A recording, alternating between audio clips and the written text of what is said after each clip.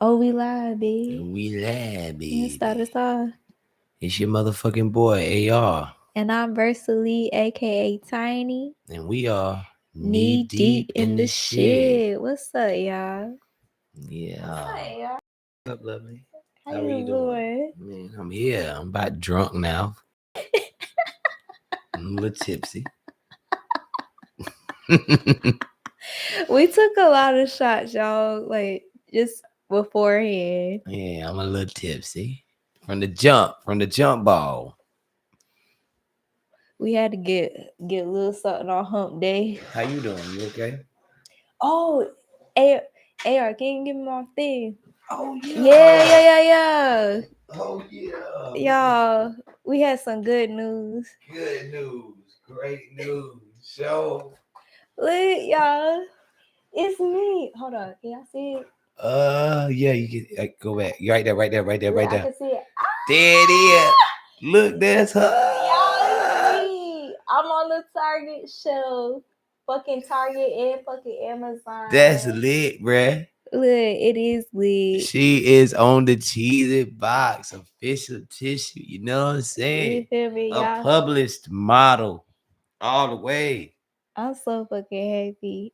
I would say, like, when I did this shit, they didn't even tell me what it was for. Like, I showed up and the photographer, he didn't tell me what it was about. He made me sign a contract. It was like a contract that was like shit, you can't tell anybody about like this filming and like you can't film behind the scenes. And I was like, damn, like shit, I can't do nothing on this shit. Got you on the contract. Yeah, they had me on a whole contract. And then once I got there and I was actually doing it, they was like, you know what this is for, right? I was like, no, the fuck is this for? Like, it's like it's about to be like on Target. Tarjay? Tarjay? Hey, Tarjay. Oh my goodness, not Tarjay. Good for you, man. Look, what an accomplishment. Yeah, you did that. I gotta go get me a box of cheese. Please get a box, okay? Let me go get me a box and eat them when I'm fucked up. And be like, hey, my friend on A. I'll tell you, like, when we did the shoot, so it was like a bunch of like snacks. It was like, okay, so originally I was on the Pringle one. It was like Pringles, Cheez-Its, Pop-Tarts, Rice Krispies, and it was like something called Liquid Death or whatever.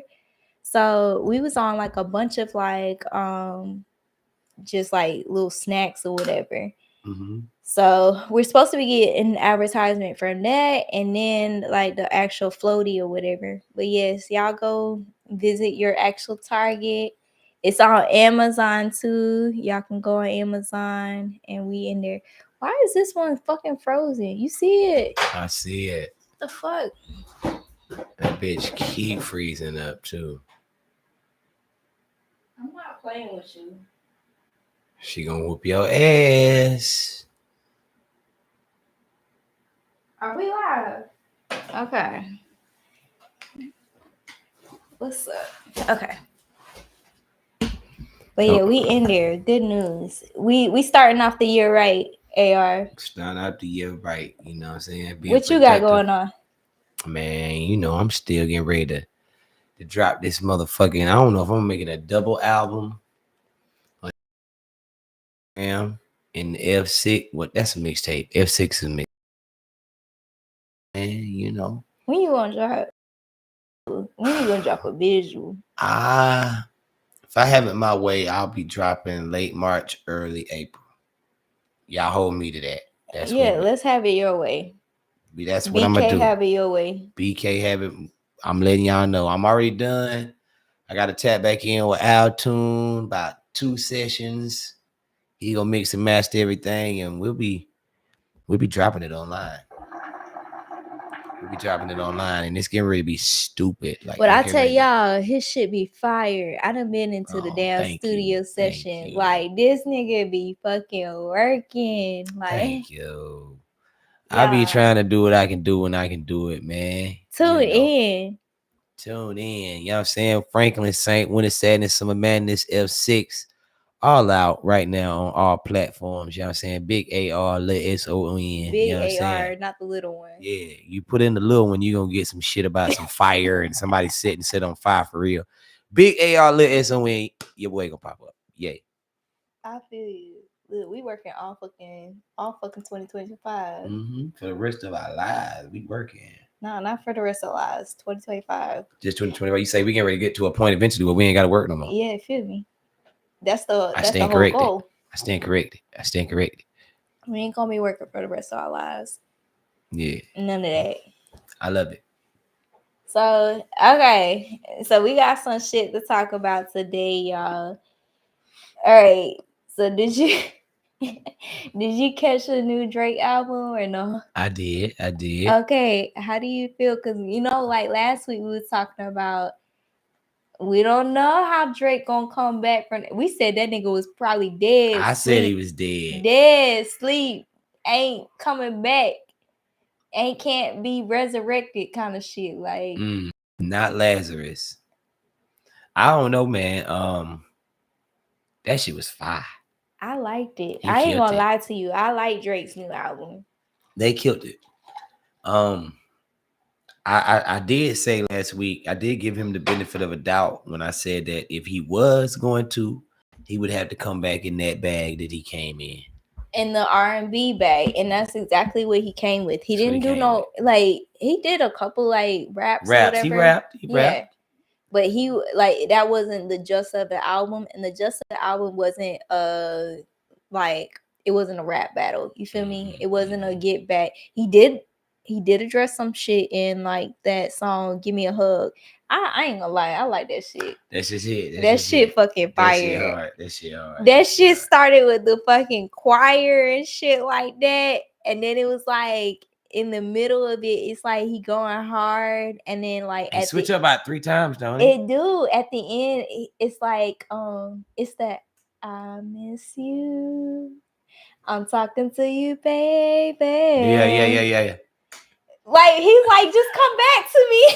Just come back. It's like redemption. Like, what the fuck? Like, why did he do that to us? I've been told y'all from the jump though. Remember the Alphabet Boys episode? Me and Bronx set up here and we said we were Team Drake. Like Drake is overall a more fire artist than Kendrick Lamar. Shoot me. He is. Now, Kendrick might have more realness and hip hop elements, and it might be decoded symbolism, but Drake is getting ready to put you in a vibe, man. You get ready to vibe the whole time.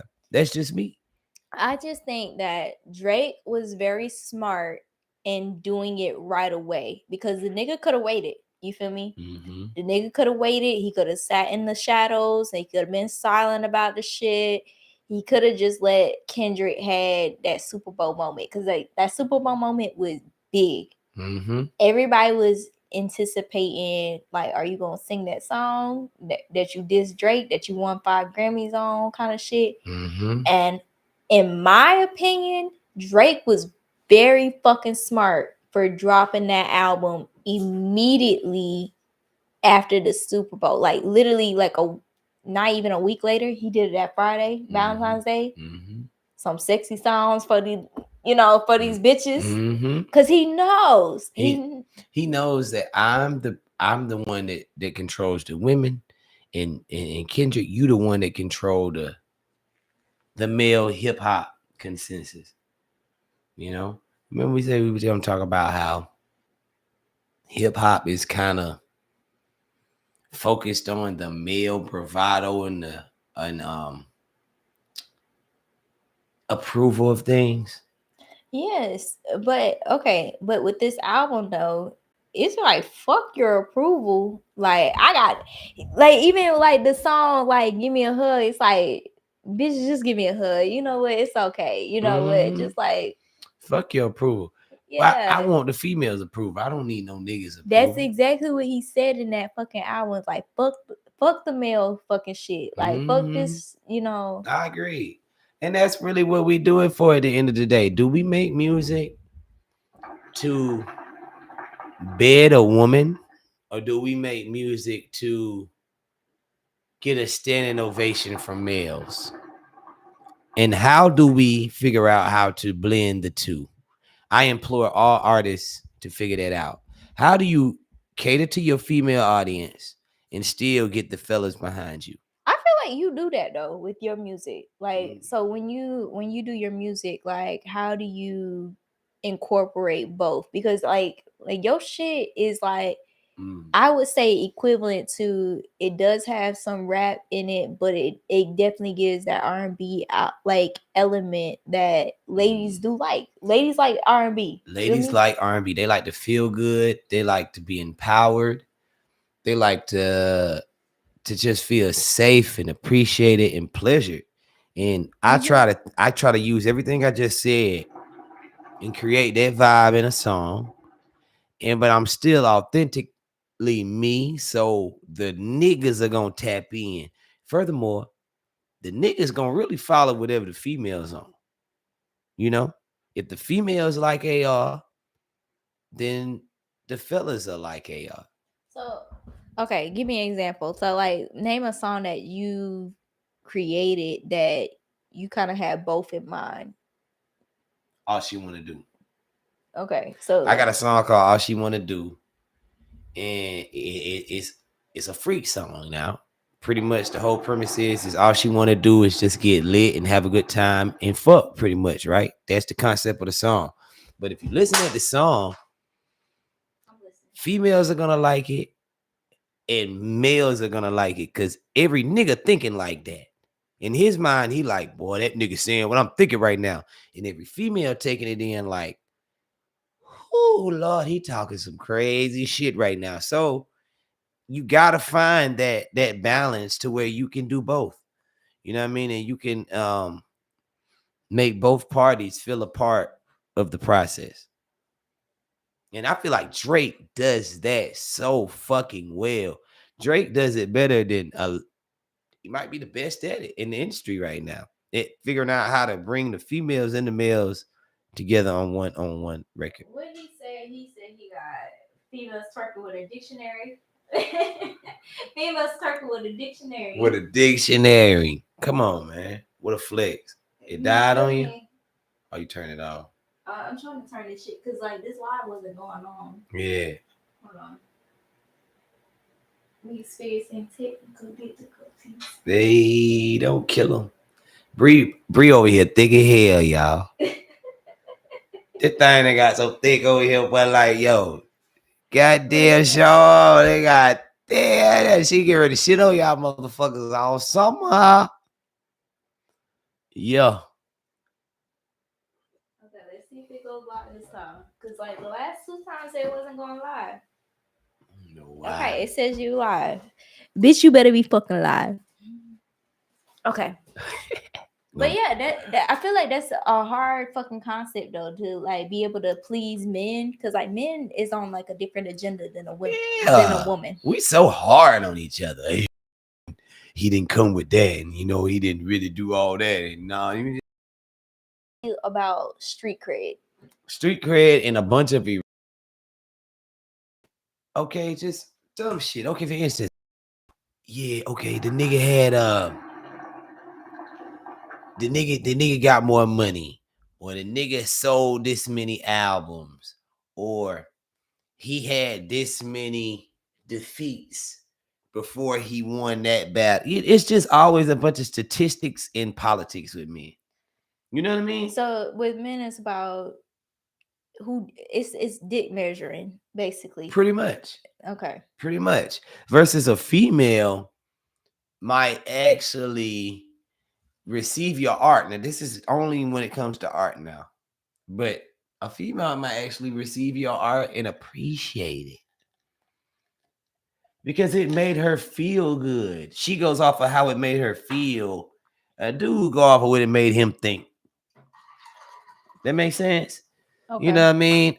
It made me think about this, or it made me think about the stats of the time that he lost to Pusha T, or the time he didn't come, you know? And a female be like, fuck that. That Drake made my pussy wet. I got to listen to that Drake, and I got in the mood. I ain't to gonna have a lie good to time. you. I ain't gonna lie. It was the vibe. You feel me? It's the vibe that it brings, the energy that it brings.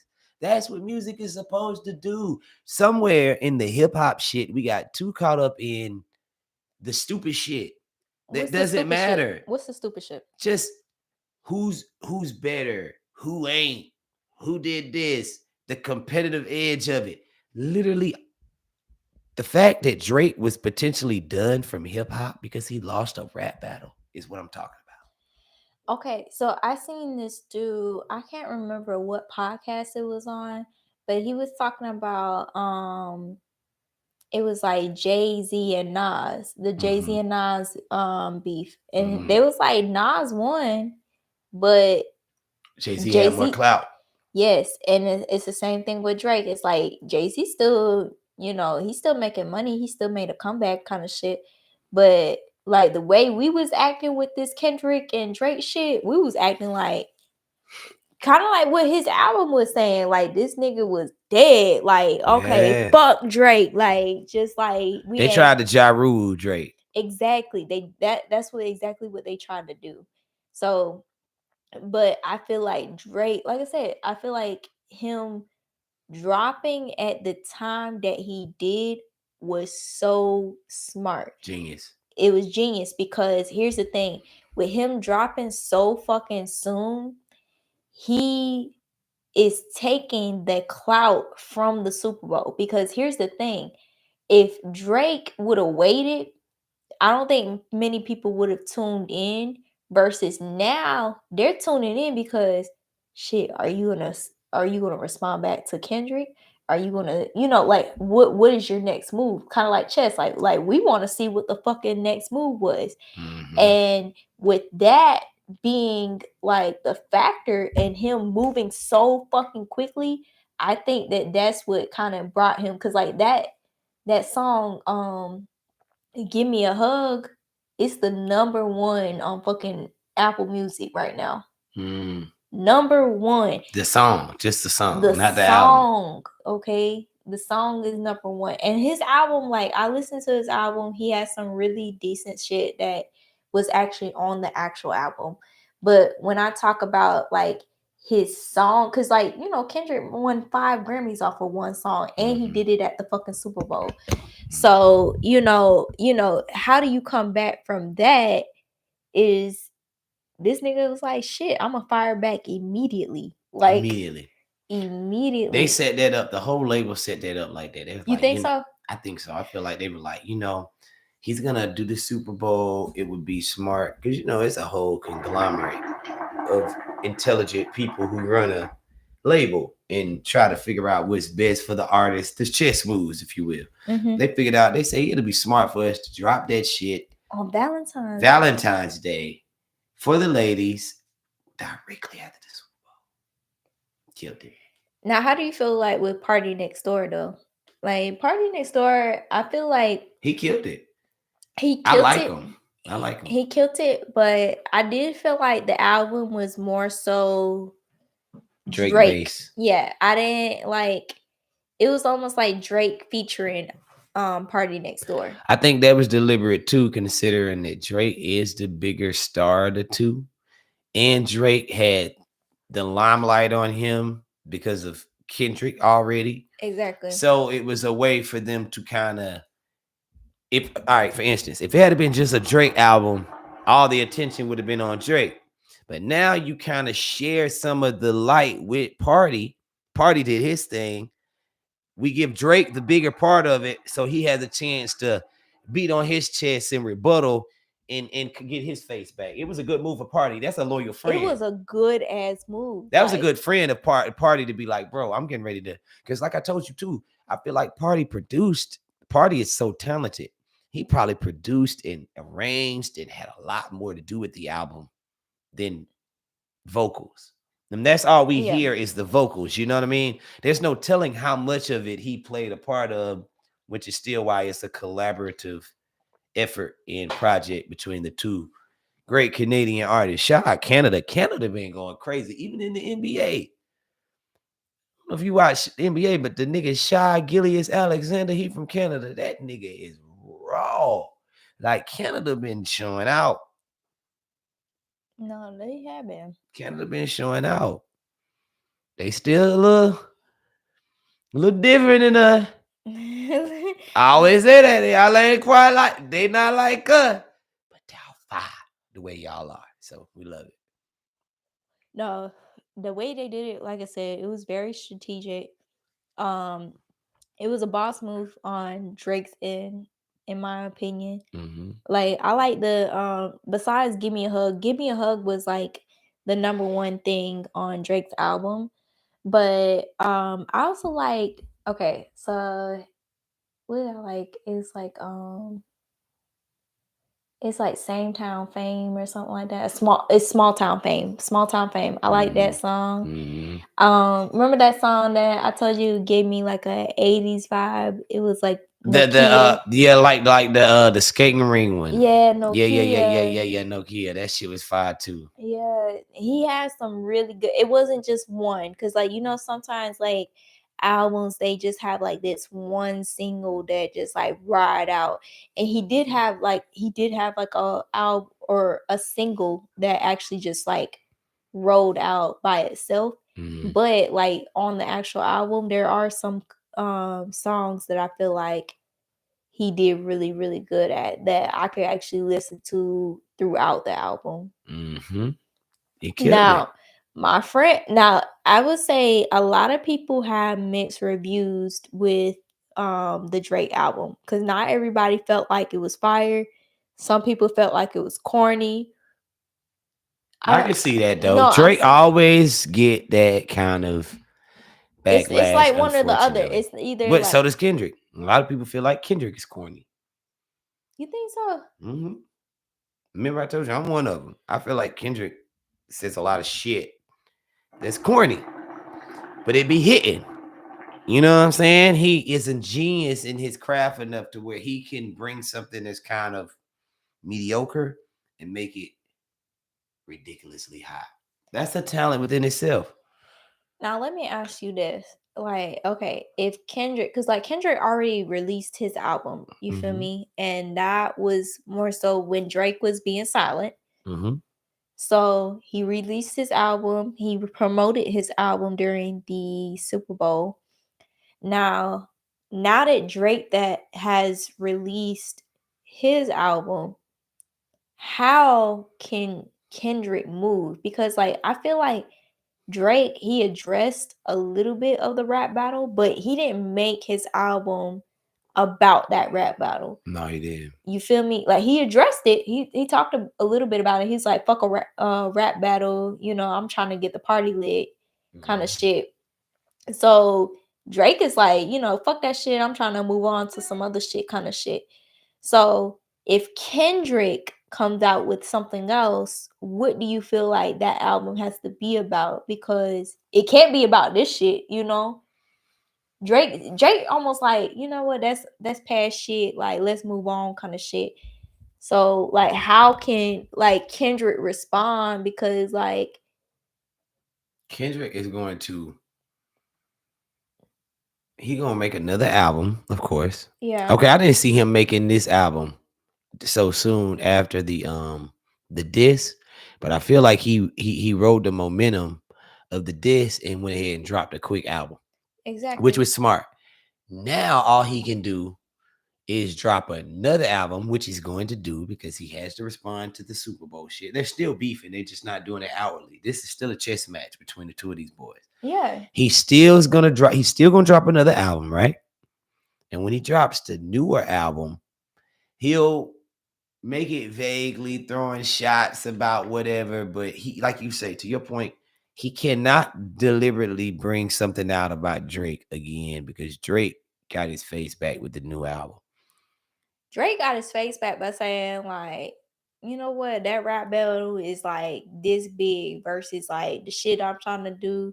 That's what he said. He's like shit, I'm trying to die doing my craft kind of shit. Like I'm not worried about this shit. That's what Drake kind of gave off. It's like I'm not worried about that rap battle shit, yeah, that happened, whatever, you know, I'm cool on it.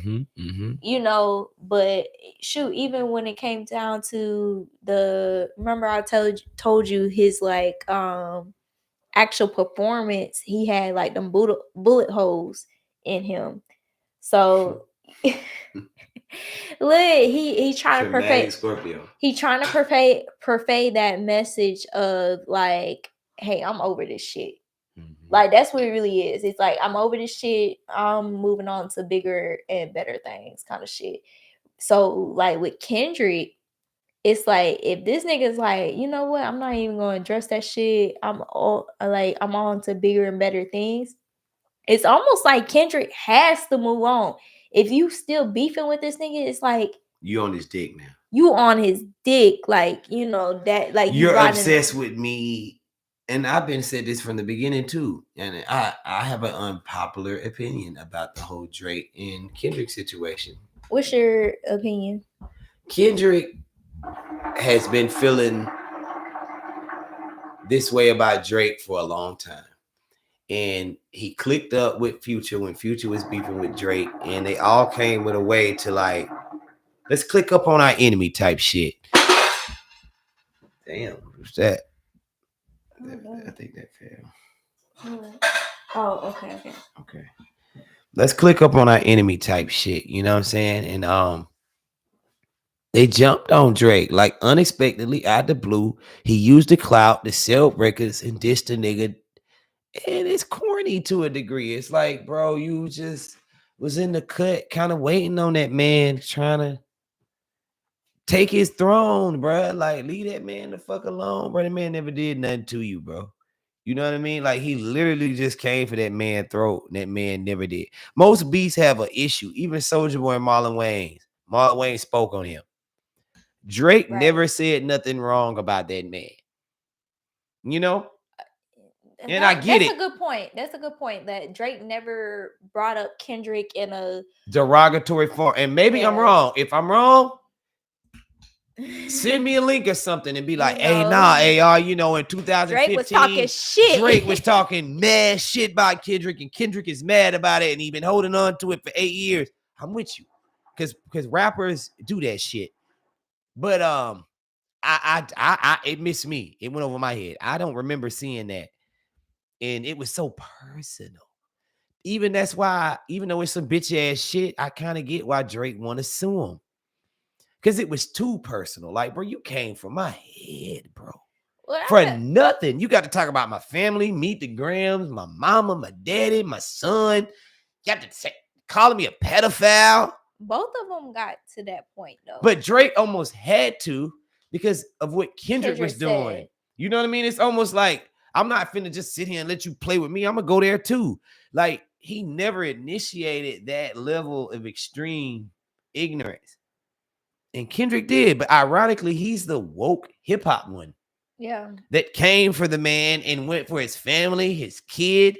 Think about this shit. He went for the boy's kid, his mama, his daddy. Nobody's done that before. Not Pac, that's worse than 50.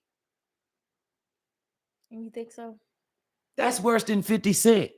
50 didn't come for nobody, mama and their kid. Nah, that's what Drake was kind of talking about. Like, even with this new album, he talked about like how he's not focused on that aspect, like focused on what you got to say about. He's like, yeah, I'm not married. I'm not married because I'm working till I'm dead in the fucking cemetery, kind of shit. Like, yeah. And you know, I feel like that's a good fucking comeback. Like, okay, you can have your family and kids. You focus on that shit. I'm gonna focus on the bag, and that's what. Like, honestly, I feel like that's the essential of the fucking album. Is like, I'm gonna focus on this fucking bag. Fuck what you gotta say. You know, I'm still making money either way. I'm still gonna have, like you said, the female artist, or not the female artist, the female audience, you know, supporting me. So that's what I'm gonna focus on. I'm gonna focus on the bag. Like, yeah, the longevity and the things that matter. You seen Paid in Full? You remember Paid in Full? Mm-mm. with Cameron Mackay Pfeiffer about the drug dealer nigga in the 80s, Alpo. I know it's a few viewers that might know what I'm talking about. Alpo that got killed in Harlem about 2 years ago. Kendrick Lamar is like a hip hop Alpo. How so? Alpo's whole MO was whoever in the street was getting as much money or more money than me, I had to take him out. Mm-hmm. I had to annihilate him so that I could make sure that I was the nigga with all the coke. I was the nigga with all the money. Kendrick kind of like that with the hip hop. Kendrick like, yo, any nigga that's eating, got work, doing anything, I'm knocking them off so that I can be that nigga. And that don't necessarily make him a bad person, but it does show his mentality. And it also goes back into where he's from. I told you that he's from Compton, California. They are aggressive, violent, rude boys in Compton, California. So you feel like Kendrick is more so making a point versus Drake is making a bag? Yeah, exactly. Kendrick's making a point. Kendrick making a bag too. Kendrick made a lot of money off this beef. Don't get it wrong. I was about to say He made money from the streams to, I mean, like, yo, to the radio playing his shit to that. I mean, he made a lot of money off this shit. His net worth is probably went up 25%. Yeah, easily. Just based off of the rap. Just based off of this beef over the last year. But yeah, he's still in it for points and symbolism. But that is one of the points that Drake drove home is like these niggas is riding off my clout. Yes.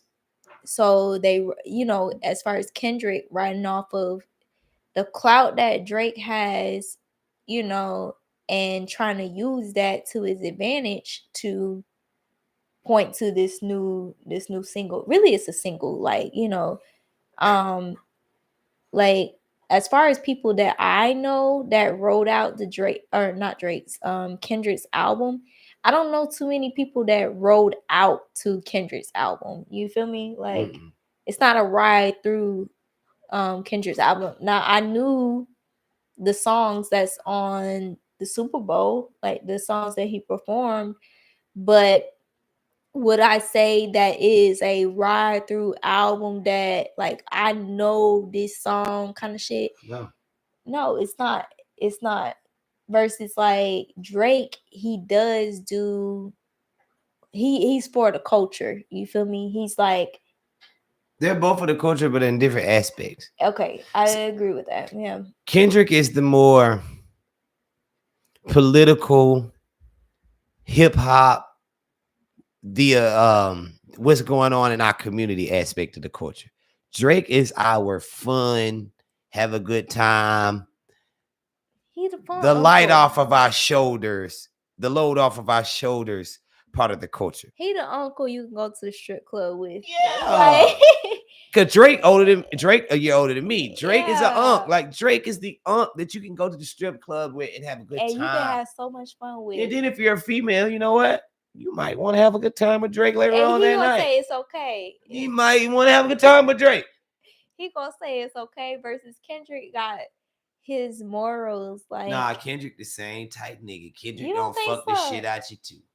You think? I know so. I know so. I ain't gonna try snitch and do the Kobe Bryant. But I got a mutual friend that had an intertwine with Kendrick, and let me tell you, Kendrick is a nigga like the rest of us. I'm gonna throw it out there.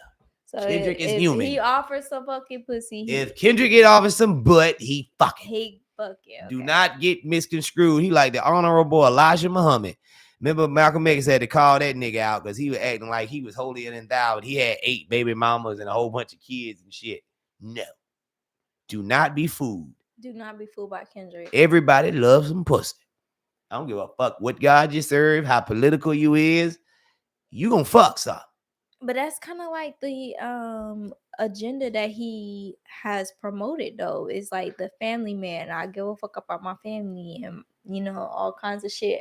Drake, you too fucking old to be fucking these bitches. Like, you need to settle down. Like, that's kind of like the prerequisites of what he is saying.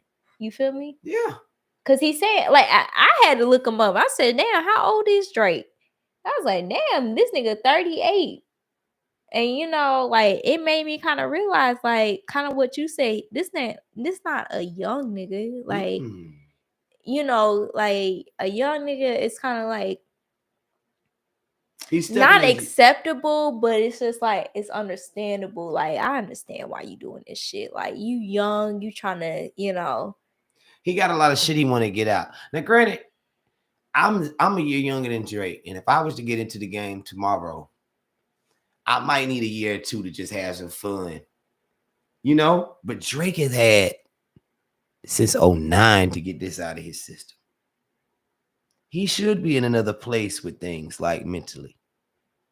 Yeah, I'm sometimes open-minded and empathetic to a fault because I understand both of these guys, which is why I'm at such a conundrum with trying to figure out. But overall, I get it. Like, Drake is the hotter artist who would not change up his shit, and Kendrick is the better artist, not hotter, but better. Better lyricist. Better lyricist and better in terms of creativity too. Like, Kendrick is creative. I will say that the Super Bowl halftime was very fucking creative and so creative, bro. He's always been creative, bro. He's a fucking painter on a blank canvas. Like, the shit Kendrick can come up with, even if you don't like it, you almost got, as an artist, I got to step back sometimes and be like, he went there. He was brave and courageous enough to, like, let himself go there. That's fire. Versus Drake. Drake is just so in tune with what people want, and the supply and demand of it all. He's going to give you what you want. Drake is a businessman. He's a businessman. You know what I'm saying? It's Michael Jordan and LeBron. Okay. Jordan is a businessman like Drake, and LeBron is the political motherfucker like Kendrick. Pick your poison. Who you want to go with? The businessman that's going to give you the shoes, make you have a good time, or you going to go with the motherfucker that's going to say something real political when something pop off? Bam. That's how you feel? That's how I feel. Kendrick and Drake is Jordan and LeBron. Same debate over. Prince and Michael. Prince was more I am glamorous. I'm going to control my music. That's all I care about is the business aspect. Michael Jackson is like, feed 50,000 kids with my money. Prince about his money. I want to keep mine. Michael Jackson's like, give it away. I have so much of it. They need it. Yeah, but Michael Jackson was an entertainer. And remember, I would say, like, Prince is an actual he's a musician. He's an artist. He's creative. He's an artist. He is what he is. He's one of a kind. And I'm not saying Michael Jackson isn't one of a kind, because he is. He's a one of a kind with, like, his style and just how he portrays himself. But as far as, like, music wise, Michael Jackson is an entertainer versus Prince is an actual musician. He understands the art of music. He understands almost like the demographic of it. You feel me? Versus like, the Kendrick and Drake shit. Like, I do feel like Drake is an entertainer. Like, like you said, he's going to give the audience what they want. So if the audience wants him to do a fucking backflip in the air, like, that nigga gonna do it for the purposes of entertainment. Versus Kendrick is a lyricist. He is focused on the conveying the art. Lyrics and the message via lyrics. The actual art of fucking music. Because like, there's an art and there's just people that that ride the fucking wave of the trend. You feel me? So I feel like Drake, shit. You see who the fuck is loyal to Drake? Cause like I said, like last time, Sexy Red was like, shit, I ain't paying attention to that halftime shit. Like, and then Drake even mentioned 21. He mentioned 21 Savage in one of his songs. He was like 21 was the only one like checking on me and making sure that I was good and shit like that. So he has so many people that turned their back on him. I feel like that he put on. But they turned their back on him if he's saying 21 was the only one that was reaching out, Yeah, well, 21 was the only one reaching out. I say Sexy Red. Sexy Red was One other shot.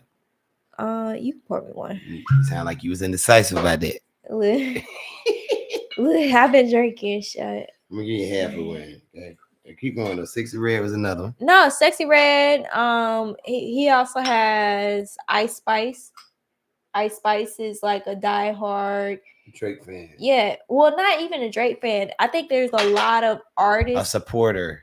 Exactly. A lot of artists that Drake has put on. And he kind of like, he mentioned that in his song. Like, he did. In the Give Me a Hug, he was like talking about like, shit, y'all want my obituary. A lot of y'all will be beneficiaries. Like, that's fire. That's fire. That's a lot. Look. Let's go down the list of everybody that we know for certain Drake put on. Okay. That had an affiliation or benefited drastically from Drake's contribution to their career. Now, this is what I want to throw out there to Kendrick fans. Okay. All right? Y'all act like Kendrick just demolished this man. But the fact of the matter is start with Kendrick Lamar. Okay. Kendrick Lamar needed Drake for fucking Problems, Poetic Justice. What's the other one?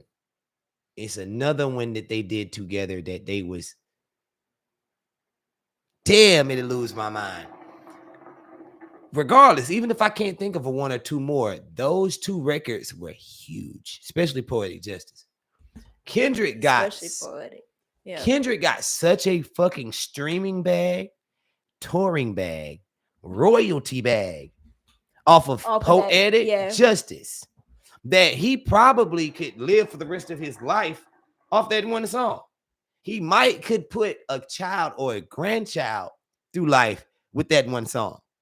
That's a statement. All right. That's crazy.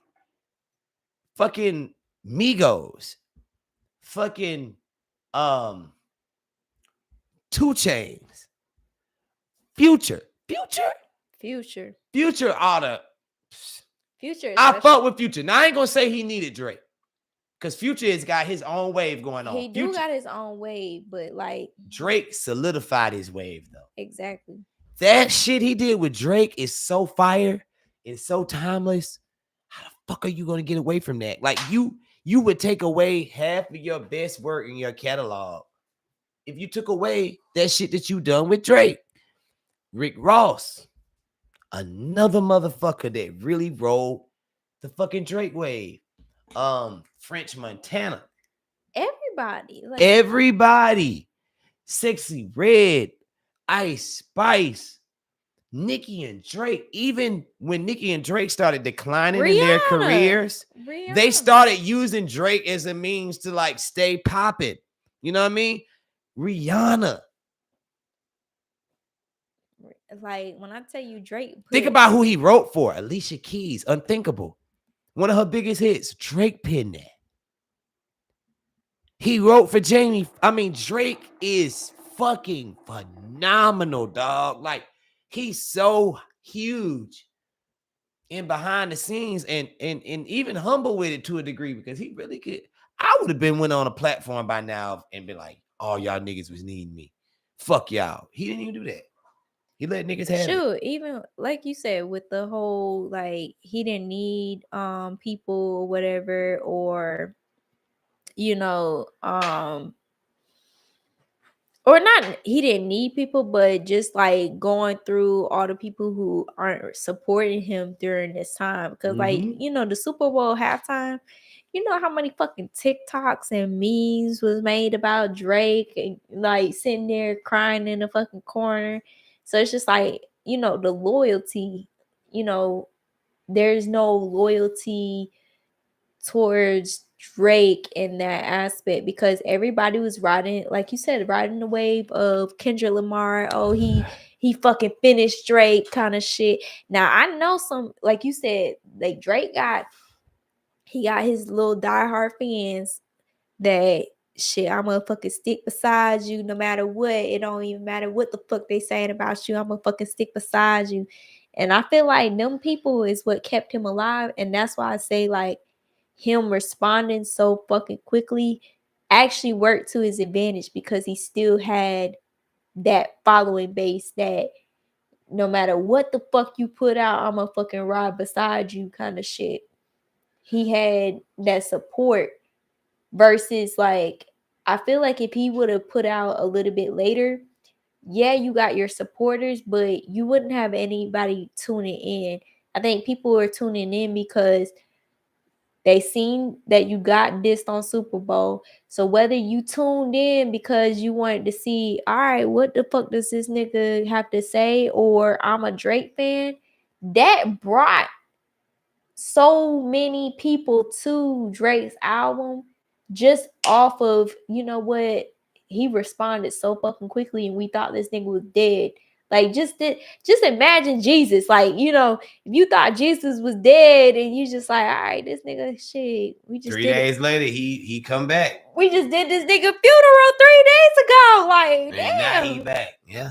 Yeah. That's exactly equivalent to what Drake did. Like, shit, we thought this nigga was dead on Sunday. He came back on Friday, was like, nah, I ain't fucking dead. Like, Yep. that's what Drake did. Yep. I want to say this too. Unfortunately, loyalty is not a cornerstone in the black culture. Which be? If you check our history, we will have a tendency, and all people do this. I love my people. I'm black to the core. I don't want to go off as I'm stop, but I'm gonna keep shit. I'm a real nigga. I keep shit a band. If you check our history, we are known for not being loyal to each other. Our own gave us to the Europeans in Africa to slavery. We got here on plantations. A nigga start telling massa when we did something. We got free. Now it's some niggas going against these niggas that's trying to make sure that we on point. You get to the civil rights. Black men shot Malcolm X. And a black man told on Fred Hampton and got him killed. So we're our own demise. We're our own demise in a lot of situations. Yeah. And the loyalty of Drake is another one of those situations. He put a lot of niggas on. And when the shit got real, who was there for him? That's not saying all of us do that, but you have to realize the risk you're taking when you put yourself as a martyr for us as a broken, oppressed people. We don't know which way we want to motherfucking go due to our oppression. Which way did he go? We're there. We don't know. We follow the crowd. We follow the crowd. We don't even know who we are anymore. How the fuck you expect us to be loyal to a certain cause? So when you gamble with us, it's almost what you get. You got what you deserved. That's why I understand why certain artists promote to white artists in other races, because they don't have the same oppressive issues, so their loyalty is not wavering. Yeah. You feel me? Versus if you keep yourself isolated to just the black market, you are always kind of allowing this to happen because niggas do not care. we will get mad at you and you will not be with us any motherfucking more. And then Niggas care about the bag. Then we'll get on TikTok and ride your ass. Make memes about you. We done talked about this before on this show. How we'll go out of our way to make a joke out of people on the internet. Okay, 1-2 jokes is fine. But when we get to riding shit for days and months about one thing, that's crazy. Because now you're tarnishing somebody's motherfucking legacy. And that's the whole defamation of character shit that Drake had going on. Yes. He almost should have been able to do that. Because that was fucked up. Kendrick went to that extent to sell some records. Come on, man. Come on, man. You think? And you used to be with the nigga? You used to make music with the nigga? You used to make money off of that. You used to make money? I can see if you was anti him the whole time. Dr. Umar. Dr. Umar do not tolerate interracial relationships. He never had one. Right. He doesn't do it. He never co-signed. He never was like, I like Kobe Bryant, but Kobe got a Latino girl, so that's cool. No, he stands the same with everybody. Why is it different with Kendrick? Why is he picky and choosy? Why is it okay for him to have a white baby mama, but he on Drake? Why is it cool for him to say this, but he on Drake? Y'all gotta check shit, man. Y'all are the problem. We are the problem. I do it too.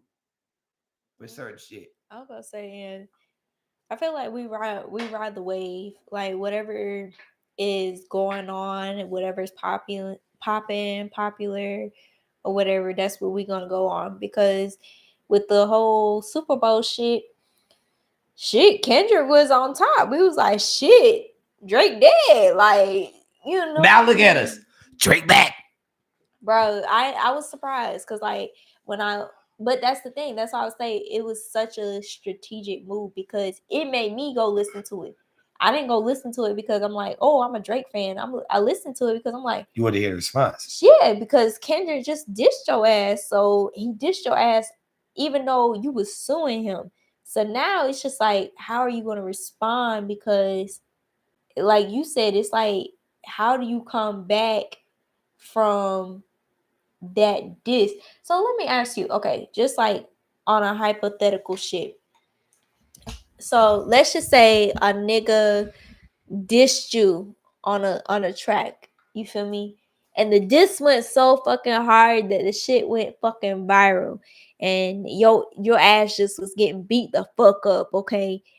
How strategically would you come back? Like, do you feel like Drake's move was a smart move, or would you have come back in a different way to still get the response that Drake has gotten? You feel me? I want to say I would have tried to respond like Drake, but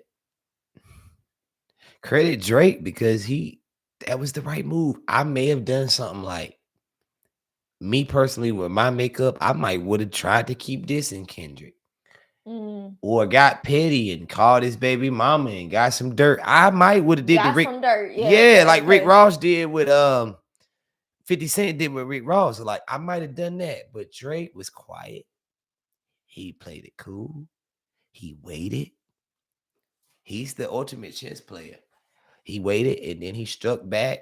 He still got his dignity, still got his pride. He gonna sue the nigga, get some coins back. That's the thing. He still can. Like, even though like Kendrick did what he did, like technically the nigga can still get a fucking bag off of it. You know what I mean? He's straight. He needed a P&D to put. What does P&D mean? P&D to put music there. I gotta use that. Okay, P&D. P&D. What's a P&D, homie? I don't know. I moved it. Is it still that big old butt moving shit? Shut. Just moving shit.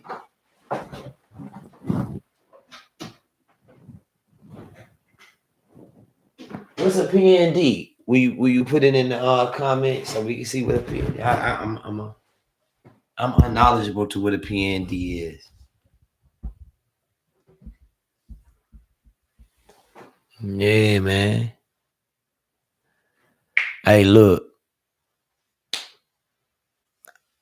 once again, man, I'm only speaking facts in here, man. We get trendy, we get the following shit,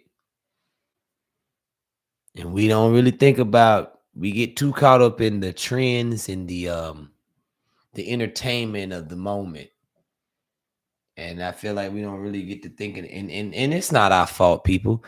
We are a result of so much trauma and turmoil that the entertainment is an outlet for us. Entertainment is really an outlet for us to really kind of just free our minds from all the bullshit that we go through being second class citizens in this motherfucker. But we got to stop putting each other down to that degree. That shit is fucked up. I've done it too. I ain't trying to act like I'm holier than thou and I'm perfect, but damn. No, that is hard to come back from though. Mm-hmm. A fucking diss publicly. It's not even like it's a diss that happened like at like a rap battle or some shit like that.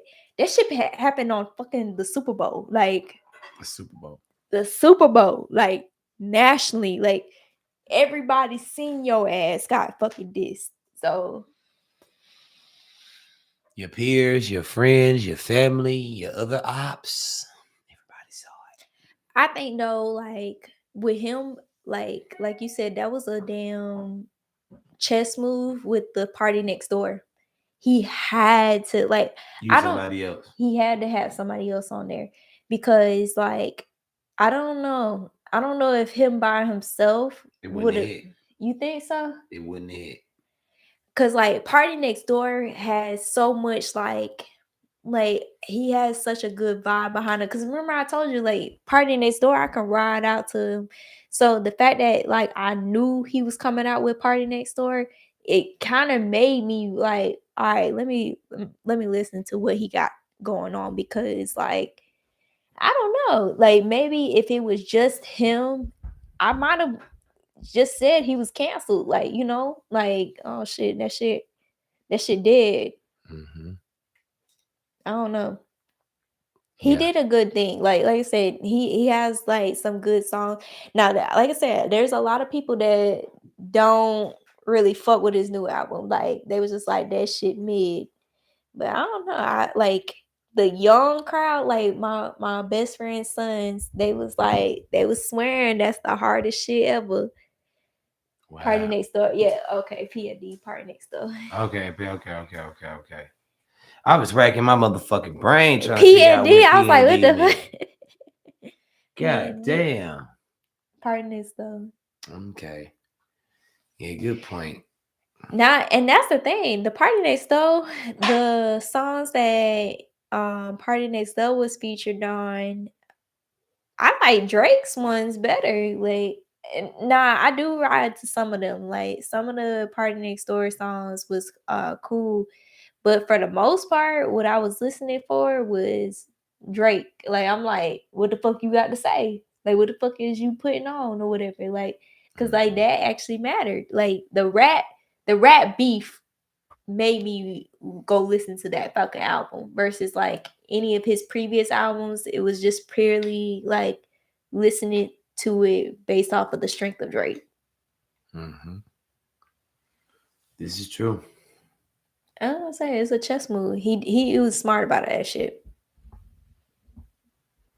Yeah. And so, yeah, I don't know how y'all feel about the whole Drake shit, but I think he did a pretty good comeback. We gonna see how Kendrick responds because I'm pretty sure Kendrick got some type of response. I don't know. I don't know if he was expecting Drake to come out with an album. Like, just imagine if you just did a Super Bowl and you like, damn, this nigga still going. Like, yeah, this nigga ain't dead yet. Like, goddamn, I thought I put you in the fucking grave. Your ass is coming back. Yeah. And like I said, give me a hug. Give me a hug just gives me like, it almost gives me resurrection. Like, he was like how he started the song off. It was like the choir. It was almost like, let me resurrect my fucking self. Like, it just had that holy Yeah. godly element to it. I don't know why. Like he did that shit. Like the 3 parts of that fucking song was fucking everything. Like he really did the resurrection, the battle, and then like at the end he was just like come on back, bitch. Like come on back. Come on back over here. Come on back Like over here and get round 2. like when I tell you, You he know was just it- like, you was over there for like 2.5 seconds. Just come back this way. Like, Yeah. give me a hug. Definitely gave that. Like, just like bring your ass back to where you belong. Like, Yeah. Yeah. Yeah. he was like, that was cute. Now come give me a hug. That was cute. That Super Bowl shit was cute. That was. But now come back over here Come and give me get a the real hug. shit. That was genius. It was. He killed Give it. me a hug. You know how many niggas be like that in the club? Can I at least get him a hug? Oh, before you go. Can I get a hug, please? Before you depart with a female, that's the thing. Nah, I know you ain't finna. You know you finna give me some love before you go. Give me a hug. Give me a hug.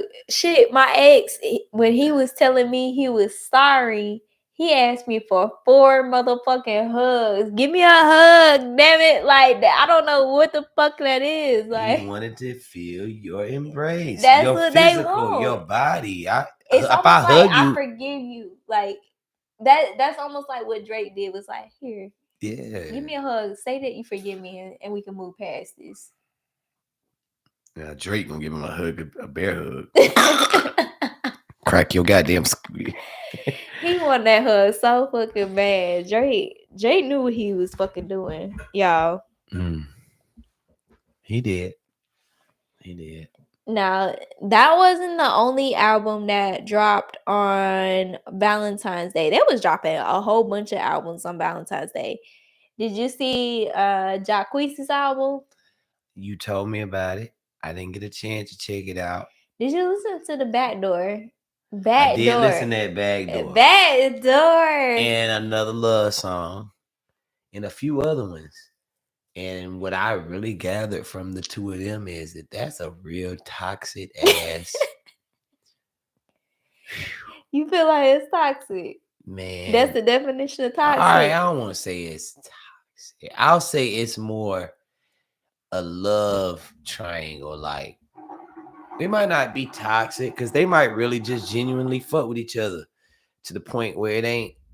For instance, they might be each other's escape. You know, when they get with each other, everything's perfect, everything's right. They fuck good, they eat good, they laugh good. But then they got to go back to the reality of the other motherfucker. That's what it give it. That's what it's giving. That's what it's really giving. Okay, on the first Fuck a Friend Zone, there was a song called it was like fucking somebody else. Like, you know, I'm still fucking somebody else. And then on this album, it is you still fucking with somebody else, but I'm still here kind of shit. Like, you know, you still got your situation going on. And you know what? It's almost like she says, like, I know the situation that you got going on, but shit, we still got this shit going on. Like, you know, we still got this third party going on. And I'm not ready to let that go. Exactly. And like Dej, shit, I was almost about to start counting how many times, you know, like Chris Brown, he yelled out Karrueche's name in that one song because like he was just really feeling Karrueche and you know he was trying to get her back. I listened to this album. Call. Yes, I listened to this album. Y'all, the amount of times that fucking Jacquees called out Deja's name, you didn't call out your. Okay, so let me ask you, just hypothetical. Don't laugh. Just hypothetical. So if you had a song with a female artist and you called out the female artist name, but you don't call out your girl name, you think your girl You think your girl gonna feel some type of way? Most fucking definitely. Multiple times, not just one time. Like he called Deja's name. If I do it one time, I had not my girl. I ain't got no girl. My ex would have went ballistic if I called out another girl's name one time. Okay. But if I did it multiple times, there would have been no way on planet Earth to convince her that I wouldn't fucking her dick to cervix good every motherfucking night. You know what I'm saying? Like, she would have been convinced that we was doing everything under the motherfucking sun. Yeah. So I get why the other motherfucker felt like that. The baby mom, or she not a baby The mama. fiance. She a fiance. Yeah, She a whole fiance. I get it. And see, I'm gonna tell you something, man. Just how I think. That nigga Jaquise handling his business. If he laying down some dick to them hoes. Listen to this. If he can fuck and get the fiance and be in there enough to where he got money too. Even though he ain't got no money. That's why I say it ain't like he fucking Lil Wayne or Drake, somebody that you know got money. Like, he got money, don't get me wrong. But he ain't a superstar. You know what I mean? So it's like, he must be doing what he's supposed to be goddamn doing, because they are stigmatized over him. Imagine marrying a nigga that you know for certain still got ties to another woman that he's overly emotionally invested in. Would you do that? You know what? Think from the baby mama's perspective. Okay. You know what?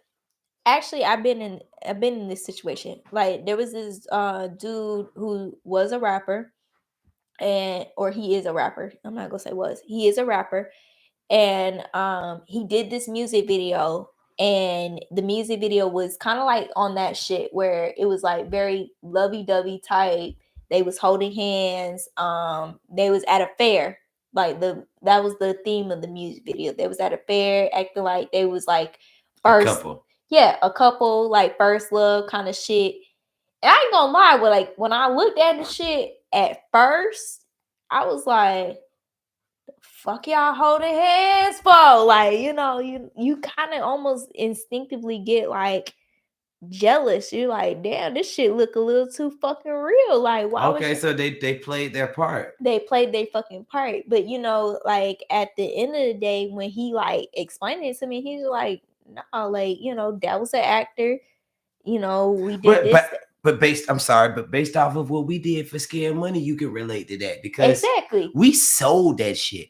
You don't know how many people told me, like, bro, who is that, bro? Like, bro, was nothing like that. You get what I'm saying? But we sold it. Like, that's good acting. That's being good at what you do. But that's what it's supposed to be for, because it's supposed to be. You're supposed to do this video, like you're supposed to do this video with the action of like whatever you're trying to portray for the video. So if you are trying to portray that love interest, like, okay, this is what I was feeling during this song or whatever, like, it's understandable that that's what you do it. But if you have a girl while you portraying that message, it's almost like the girl feels like I should be a part of this shit. You should be singing to me kind of shit. Like, only me.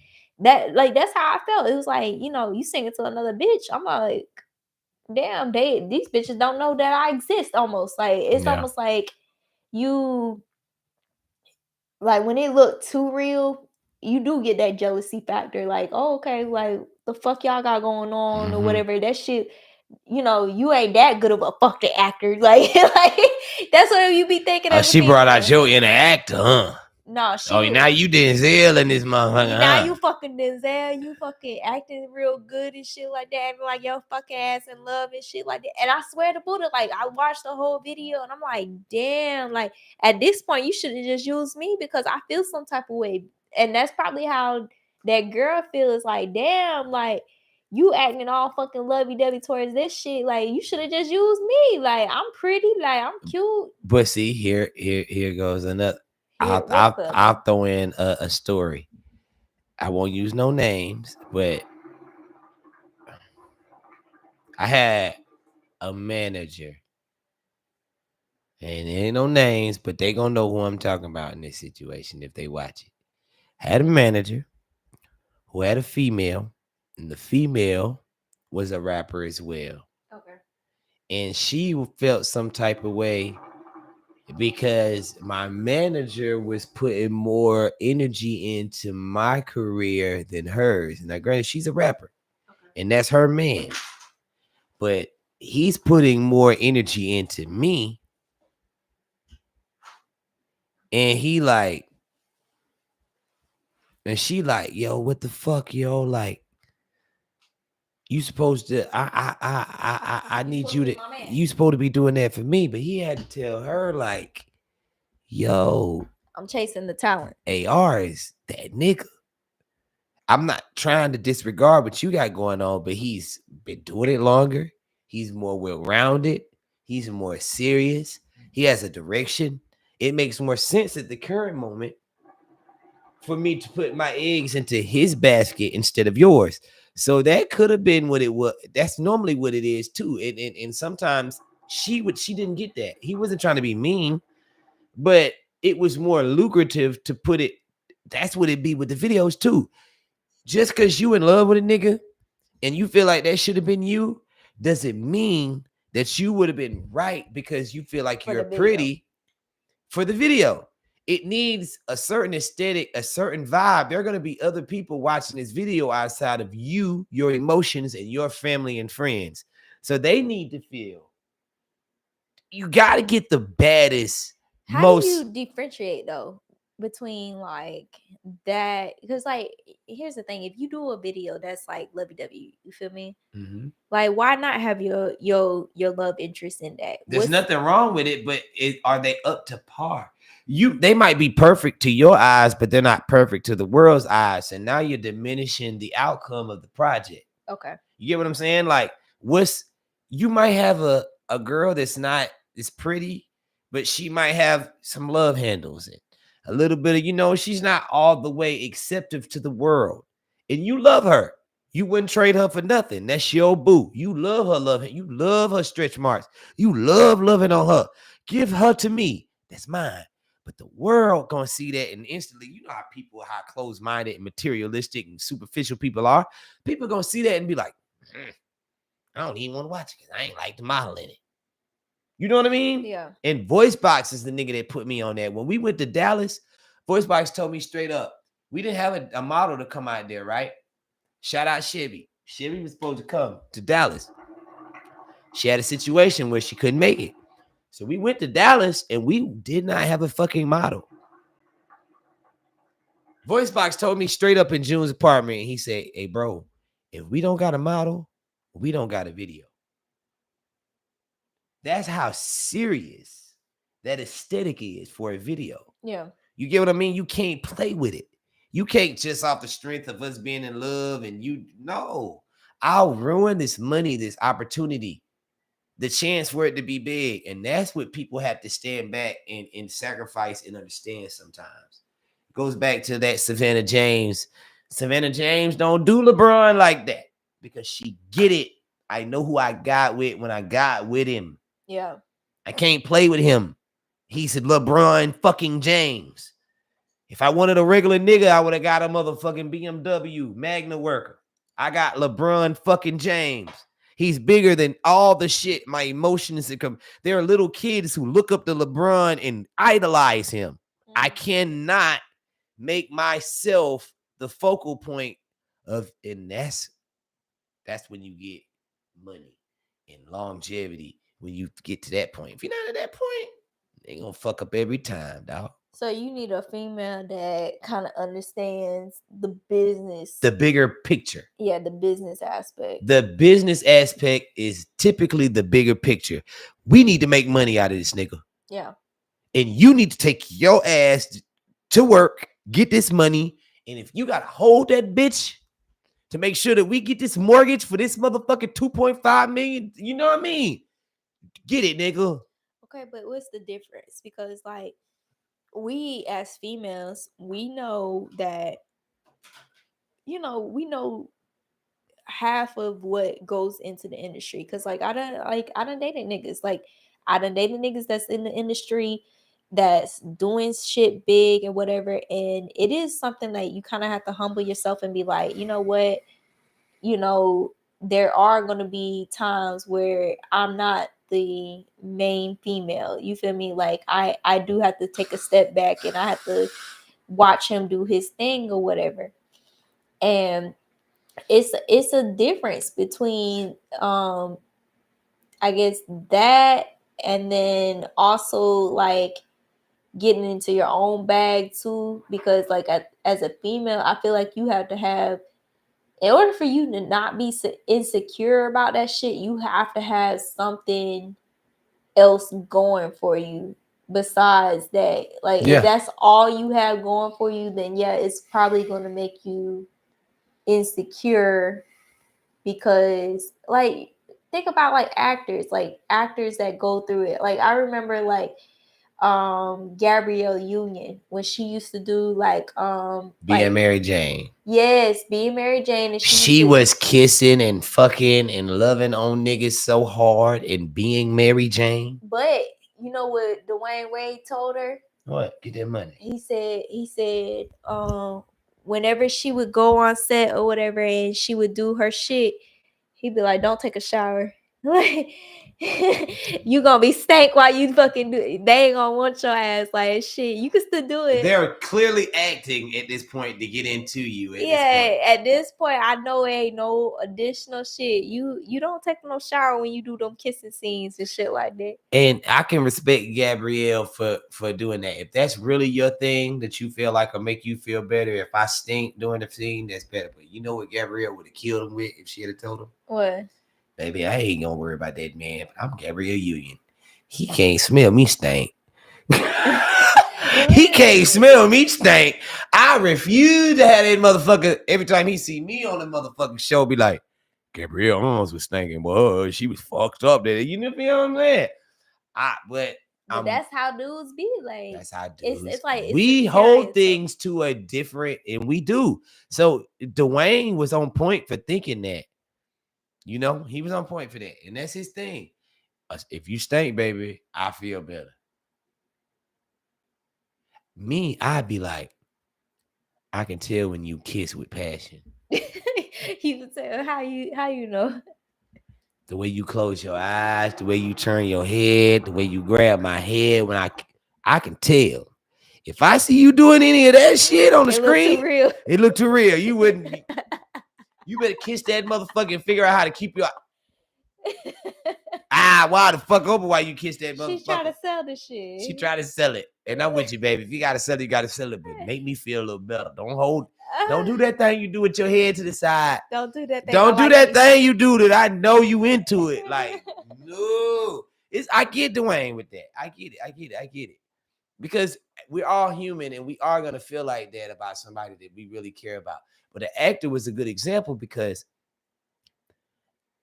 an individual that dates an actor has to go through that a lot. Yeah. Because you might get booked for a gig, and this gig might be on the show The Ozarks, and they're giving you a $200,000 a season. You know, and you this person's wife. You got and you gotta play that, man. Yeah. And you have and you're an actor, so that's your passion. So you want to play it and make it believable. You don't want to half-ass your acting. Mm-hmm. You know what I mean? So it's one of those things like you really got to align yourself with people who mean the best for your shit. You know what I mean? No, that's what it really is. I don't know if I could be with an actor. Yeah, that's some shit, man. I could. You think so? But once again, I tell you, an actor that was doing like a whole bunch of romance comedies and shit like that. I led a lifestyle in my youth to where that ain't even gonna hurt me if it's about some money. Why not? Because of the lifestyle I led when I was younger. If you gonna bring some money back to this motherfucker, I don't give a fuck what you do with that. So the money is the motive. Yeah, that's just me. I'm different. Baby, if I know you love me and you gonna come back and fuck me tonight and you didn't give him no pussy. Now, if you fucked him, that's different. But if you didn't give him no pussy, and I know that you were acting and you had to get a little romantic with him, It is what it it is. is what it is. We got the bag. You feel fulfilled. That was your passion. You're happy. I'm happy. Let's go home. I And don't I'm gonna feel fuck the like shit out you for real now, and then it's gonna be different. a lot of dudes ain't like that though, because like this one rapper that I was with, like he didn't want me to do any of my passions. Like he didn't want me to do modeling or anything like that. He Insecure literally, nigga. yeah, like literally all he wanted me to do was be at home. He said, now I don't have kids. He wanted me to have kids. And he was just like, just stay at home with the kids. He Like trying to fuck your shit up. he literally was like, I want you to stay at home, take care of the kids while I tour and shit like that. And I was just like, shit, I don't want to stay home with them motherfuckers. I want to, I want to be out in the field with your ass. Like, you feel me? But that's not what he wanted. Like some actors, or I would say celebrities, it almost like the female that they get with, like it's almost like you can't have no dreams. Like you got to be a female that, like you said, is very uh like liquid. Like you could flow with fucking anything kind of shit. They want to go with the flow kind of female. And almost to your extent, like shit, I don't give a fuck what you got going on, as long as you bringing the bag home to me, then I'm cool with it. They want that type of female.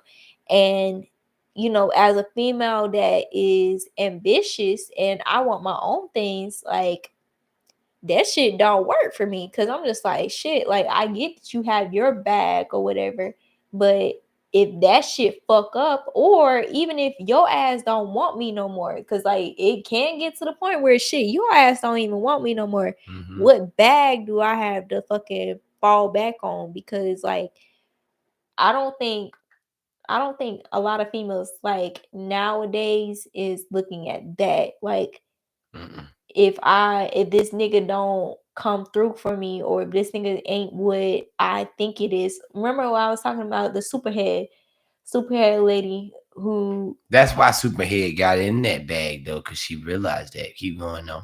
No, go ahead. She realized that when no nigga gonna take care of her. Okay. And that without a man, she had to really fend for herself. So she exposed the men and their dirty exploits to ensure that she had some money for the rest of her life. Yeah. With that book. I have a friend who has 2 daughters. They're little girls. And he told me the other day, he said, I want to set my daughters up to the point where they never have to rely on a nigga. Same shit you saying. You want to set them up like that so you never have to be in a situation where if a man leaves and you've invested all your energy and time into that man, you're now not without. Like the girl on Diary of a Mad Black Woman. Remember when he kicked her out, how fucked up she was? You remember that? Yeah. You never want to be like that. You always want to try to have your own, stack your own. So just in case, you're not depending on no nigga. I don't feel like a lot of women, because like going back to the superhead, she even said like she was homeless, she was broke, and even with all the niggas that she was dealing with, she was like she had to go back to them and be nasty. Yeah, she had to go get her bag back up, because like she ain't have nothing else that she could like actually tap into. So then she had to go back to those niggas, tap into that one more time, before she made her grand exit. And I don't know how she, doing right now, but it's just like that was her plan. It was like, all right, let me get as much bread as I can. That book didn't do me so good. Yeah. So guess what she's doing right now? She got some man of influence and power and money taking care of her, that she's sucking the hell out of his dick right now. I'm gonna tell you, I watched a video with Superhead. Have you ever seen Superhead sucking dick? Oh my god. That's all she good for. I'm not saying that, but I'm saying she gonna be taken care of for the rest of her life, wherever the hell she go. Ain't no way. that shit she do, and don't let her do it every day. You gonna pay for her. You gonna make sure you gonna pay her rent, her mortgage, her car note, her food, her clothes. And it's crazy. But I'm telling you, that's crazy. That's some crazy shit right there, boy. So shout out Superhead. But that's the thing. How many females you feel like is doing that right now? Because like there's a Not many, because not a many of them have something that's worth paying for life. Okay. That's the kicker. You could do all of that, but is what you're doing good enough to where a man feels like, I can't lose her? Or at least while I'm here with her doing this, I'm gonna make sure she's straight. That's a whole nother level of doing what you motherfucking do, is to lock a nigga down and have him taking care of you off of the strength of your sexual acts. That's heavy. That's heavy. But remember what I said, like a lot of females, that's what they want. They want a nigga that's gonna take care of her, and shit, that's the bare minimum. Shit, fuck it. Fuck like, it. That I made out like a thief. Yeah. But that's the game. A nigga tell you that, sell you that, either get tired of you or feel like you ain't the best at it, and then you're just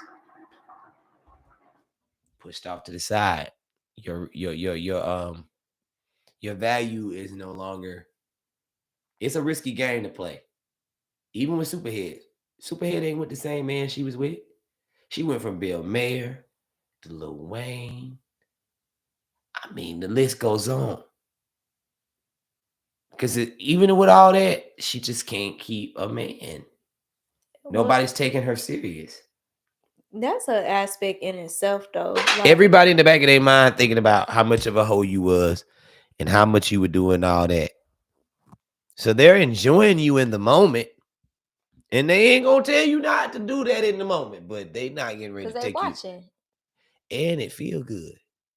But shit, I'm not finna goddamn take you but so serious. I'm not finna marry you. You think I'm finna marry a woman that's made a book about sucking everybody dick? You know what I mean? Like, think about that for a moment. Like, I'm finna be the guy that walk down the aisle and marry and commit to a woman that has bragged about sucking Ja Rule dick, Shaq dick, Como D dick, Bill Mayer dick, Lil Wayne. Yeah, that's a lot of dicks. For the mental. Like, for me, I don't want everybody to know that. If you did it in private and it's out of sight, out of mind, I don't think about it, it's different. But if I gotta know it and everybody knows it, and when they look at me, they associate that with me, that's some shit. That's some shit. Now, okay, so Superhead was a definitely a taker on like using niggas for what she knows how to do. You feel me? Mm-hmm. Now, going into the aspect of G-Lo, so you know, or Jello, Jello, what the fuck? Jello, he got with Miss Nikki Baby. Miss Nikki Baby, she has a background of rich niggas. Like her parents own strip clubs. So she got her own fucking money, and she got with Jello, and you know, she really didn't need Jello, but Jello kind of had his own fame based off of his family. And then he got into the NBA or whatever. So Jello, he recently just kicked Nikki Baby to the curb and got him some new pussy.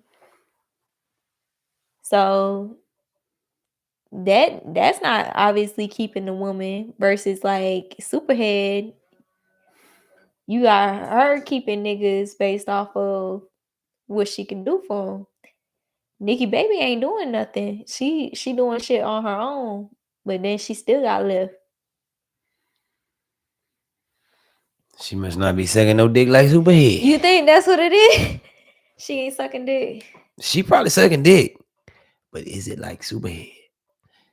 You know, I just told you this earlier. Okay. It's a freaky world we in. You're not gonna find no girl no more that ain't with oral sex. My daddy used to complain about that. Hey man, you can't get no head out here. That's a different era, pops. That's not what we go through here now. So she probably sucks dick, but how good does she do it? You know, it's levels to bit sucking some dick, man. You got them girls that do it and enjoy doing it, can make themselves come off doing it, can make moan while they doing it, do it all sloppy. Then you got them girls that just be doing it because the hell they just gotta do it. And It's a chore. teeth be all in the way, and it be dry head. And what kind of head is she giving? That all comes down to the niggas' reception and perception to it. What do you mean? This is all real shit. Like she got to be nasty, man. You just got to be nasty to keep a man under that. So you feel like Nikki Baby wasn't nasty, and that's why she got left? She got left. Cause like she just had a baby December, and this nigga, he in a whole like he done posted like he in a whole new relationship kind of shit. Like, oh, this my new boo. He done celebrated Valentine's Day with this new girl, showing all the shit that he done got for her. 2 months later, 2 months later, not even because the 25th would be 2 months. Yeah, she she called a short shorted. He's a man. Men have a bad tendency of devaluing a woman after and during pregnancy. Why is it always after the pregnancy? Like, or it's either during the pregnancy that during they disrespect. and after. Yeah, because okay, the physical appearance. She might be bigger in the pregnancy. She's not quite the female she was before the pregnancy. And after the pregnancy, now she's physically more than likely not the female she was before the pregnancy. So unfortunately for the lady, she has to go through, a good period of time where she's devalued. okay. And that's a commonality with men. Because she has the pregnancy body? The pregnancy body. Either she didn't look as good with the bump, or after the bump, the baby weight had to leave and she just didn't look to par. And a lot of men can't subconsciously accept that, and then they go out in the world and go crazy. Now, me personally, when my baby mamas were pregnant, I found a sexiness to it, and pregnant pussy is so good. And pregnant pussy, if anybody has only had some pregnant pussy before, pregnant pussy is so wet and different. I don't even know why y'all hormones do what it do. It's almost like God is giving us a outlet to appreciate you more in the midst of your physical difference. Okay. It's deep, but yet men still find a way to be like, I want something fine right now. I don't know, but it's crazy. It's crazy. I had a homegirl. She was pregnant, and she told me she would tell me like how many dudes hit her up that wasn't her baby daddy, that was just trying to hit. They just want to hit. I had an ex-girlfriend who got pregnant, and me and her met up. Now, granted, her son is like 16 now, so this was like a long time ago. The son that she was pregnant with. Yeah. She's 16 now. She had him in belly, and I fucked her. And Lord, I was young, 16 years ago. I was a lot younger, obviously. And when I tell you, that was amazing. And then she told me straight up before we started fucking, she said, "Nigga, I know you ain't finna put on no rubber. But you gonna give him an extra ear or something?" I'm fucking dead. I was crying. I said, yo, you about crazy as fuck. If you watching this, you know he was tripping off that. Yo, what the fuck? You are tripping, but she was right. And no extra years came. I think little buddy 16 now. He got 2 years. You feel me? I came all off in that motherfucker. And it's amazing. Like, yeah, it's a thing, man. I can see why niggas is hitting her up. She got to be careful with that though. But at the same token, it's a thing now. No, it is. It's more of a thing. Because I feel like back in the day, it was more respected. Like if you pregnant, Nigga ain't gonna fuck you. Yeah, respectfully go back to your baby daddy. Like Yeah. Niggas is savage these days. Niggas these days, they don't give a fuck. You pregnant? Shit, that's like an extra 2 points for me. Yeah. 3-pointer. Steph Curry downtown. You know what I mean? You feel me? Like it's almost like a prize. Like I hit a pregnant, like they want that shit. It's like on their bucket list, like to hit a pregnant woman. I don't know why. Cause I told you why. That motherfucker is that milky silky. Lord, it's different, but and then you get creative with it. You can't just hit it the old traditional. We can't get rolled. You can't do a lot of shit you used to do. So you got to hit it from the side, and you got to pin the leg up that way and get in that angle, that little angle. Woo! That shit crazy. What? That shit different. I'm gonna take your word for it. I never. One day you'll be there. You'll be there, and we'll discuss it at a later time. You be like, "Hey, y'all, you's a motherfucking fool. You told me." No, I told you. And y'all get hornier. Y'all hormones are like, I feel like a female is probably the horniest of her life on her period and during the pregnancy. Yeah, I was about to say, we talked about during the period. Mm-hmm. Y'all are so horny during that period. You get touched, you come. Like you talking about, I'm pregnant. I'm talking about like it's just good for both parties, boy. You be in that motherfucker just fucking happy as a lark. For real. I'm fucking dead. You AR fucking pregnant bitches. No. Don't say that. I'm not. I have. He used to. I have. Now, granted, if a pregnant woman came up to me today, I would not hit. I don't want that. I'm straight. Don't want that. I'm straight. I'm in a different place in my life. I was in my 20s. My 30s is different. I'm not messing with you, girl. Leave me alone. Take your old pregnant ass. I know you all want 3 noses, 3 nostrils, deformality. Leave me alone.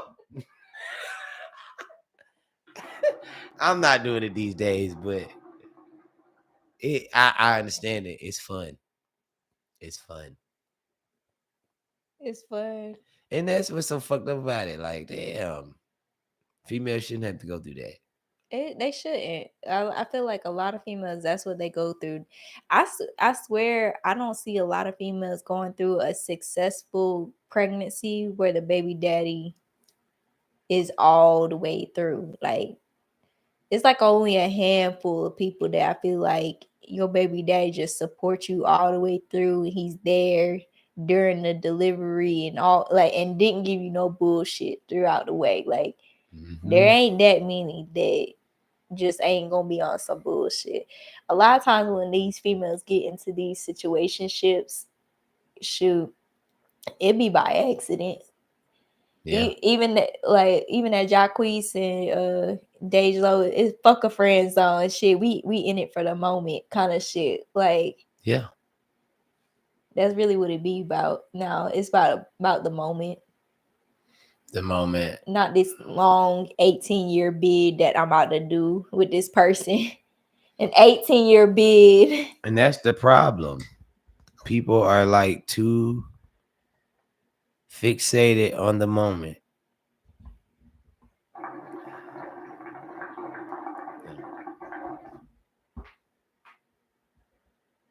Let me see. We almost at time, or we at kind of at time.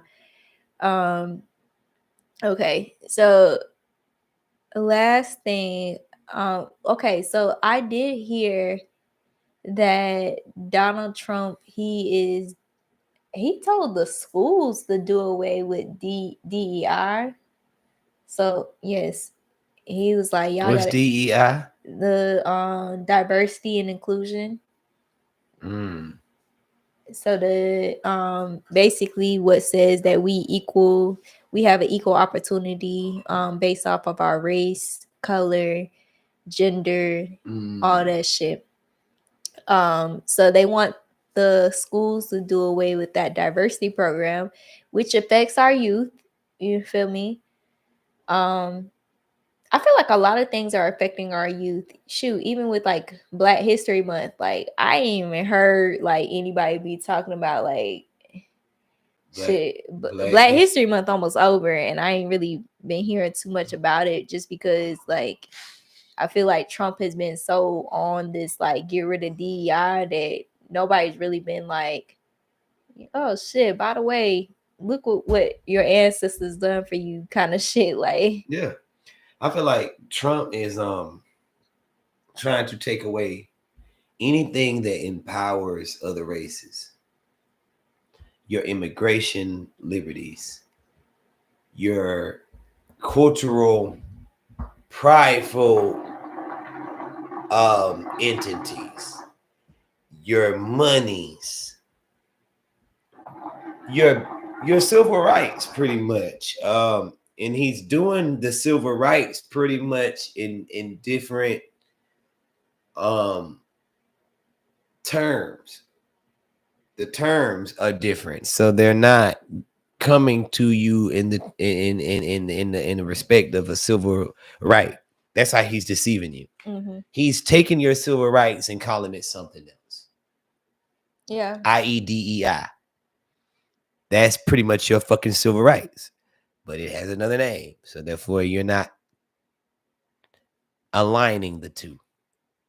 Maybe. You know, and he's being kind of successful. It's scary to see.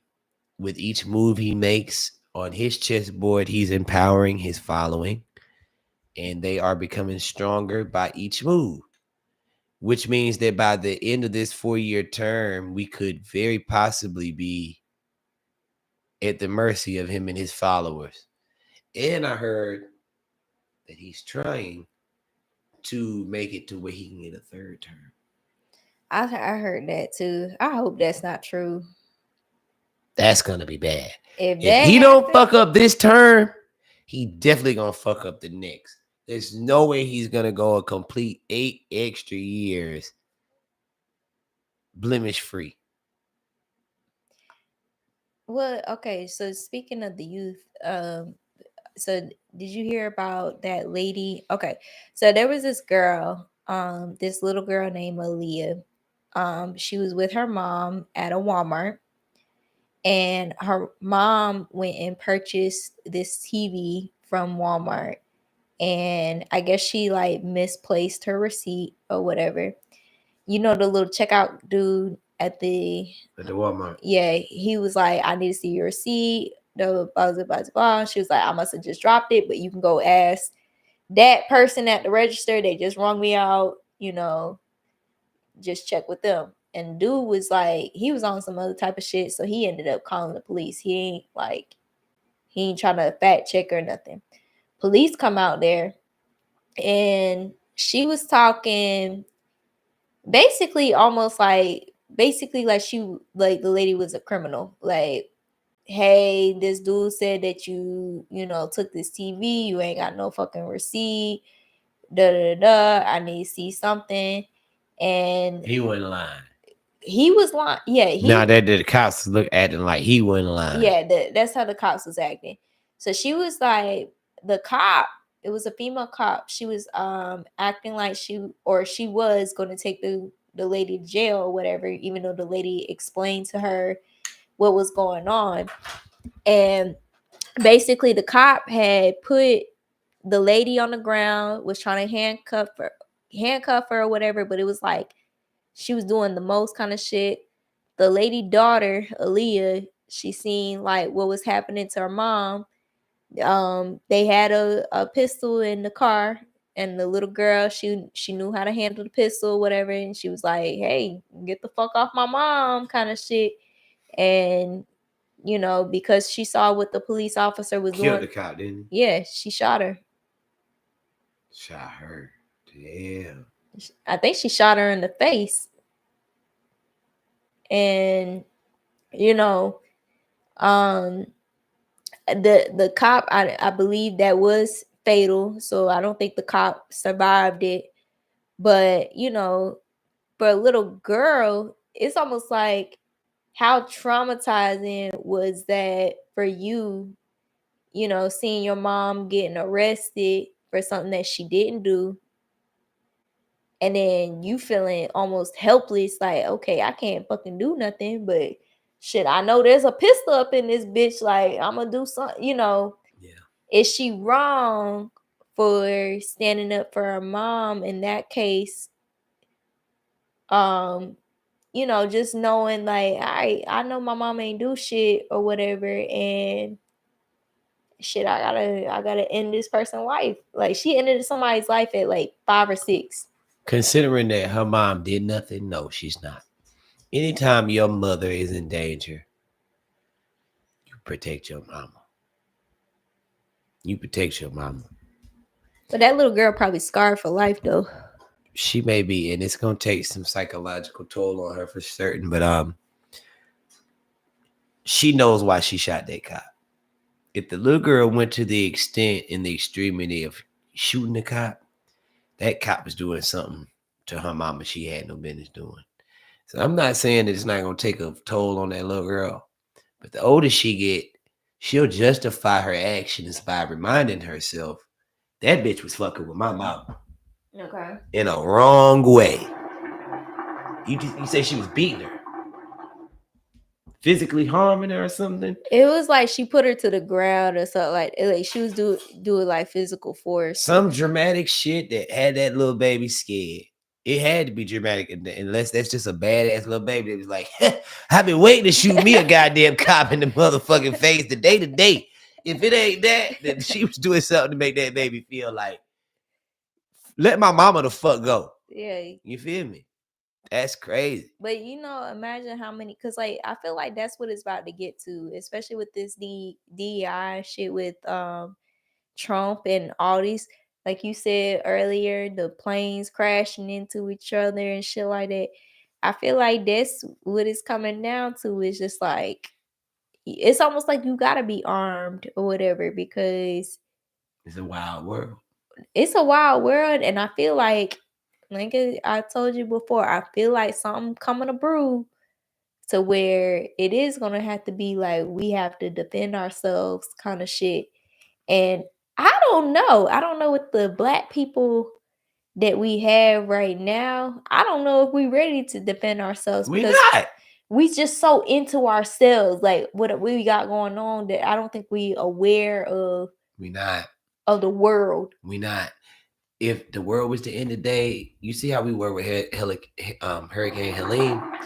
There'll be no electricity, no water, no convenience, no cell phones.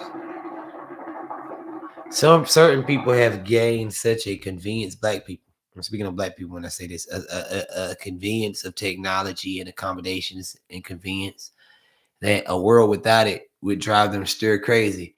So you got, yeah, we all, not all, but a lot of us know what guns are and use the gunplay. Ain't no stranger to it. But these white boys know how to build guns, take them apart, make projectiles, sleep in the wilderness for days, camp. It's a lot of hunt, skin deers. It's just the real shit that you really need to survive. Unfortunately, we do not have those things that are not. It'll be a small, when the end of the world come, the black people, unfortunately, as we know it in America, won't be a majority no more. Now, black people all over the world will, but the American black people, the spoiled black people, will die out. Yeah. Because they're not going to be used to the extreme climate and dramaticness of the world. And it'll be a small group of black people in America that are adept to that, know what's going on. It'll be we'll reduce by 65%, type shit. Like it'll be dramatic. And we'll still be here, but it will not be the same. Mm. You know what I mean? It will not be the same. No, that's what I feel like it's coming down to, because like the more and more we get into this whole shit, it really is getting to the point where it's like, now we might have to defend ourselves kind of shit. Like, Oh yeah. but like, I don't know. Like, I know we joke about like, oh, if we was our ancestors, we'd be fighting back. But I just We like, not. I do feel like that. I feel like our ancestors went through a lot. I'm like, shit, I could be me. That's So what I much keep tougher saying. than us. Yeah, could So be much me. stronger, so much realer than us. Like, I don't give a fuck what we think we doing. We would not. People say that and they don't think about them white boys is really killing people.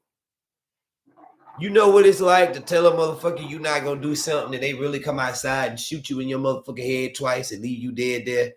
And you see a motherfucker get beat and killed and hung, castrated in front of you. That's some different shit. People aren't that violent and bold anymore. So you don't really have a depiction of how severe that would be. Mm-hmm. But your black ass see your partner get shot like that in front of you, you gonna do the same shit you do when the police come and get your ass now. What niggas do when the feds come get them now? They snitch. They snitch. Same shit that the motherfucker on the plantation did when he saw a motherfucker get shot. What's the difference? You ain't gonna do shit. Yeah. They ain't gonna do shit. And that's scary though. That's scary. And that's why I say when it gets back to that, and these white boys really got these fucking guns. I watched this documentary just last night called Face of Hate on Prime. Mm-hmm. And it was about domestic white terrorists who are literally training each other for a revolution. And while we sitting here going to the club, buying bottles and sections, listening to rap, talking about what's going on in the entertainment world, they're literally creating bunkers and buying guns and preparing for a new world order or fucking apocalypse, whatever you want to call it. Scary. No, I feel like that new world order is coming way faster than people fucking think. Yeah, we got a leader perpetuating it now. Yeah, that's what it is. Mm-hmm. We have a whole leader, motivating people to carry out that agenda. That's Hitler shit. That's, Holocaust shit.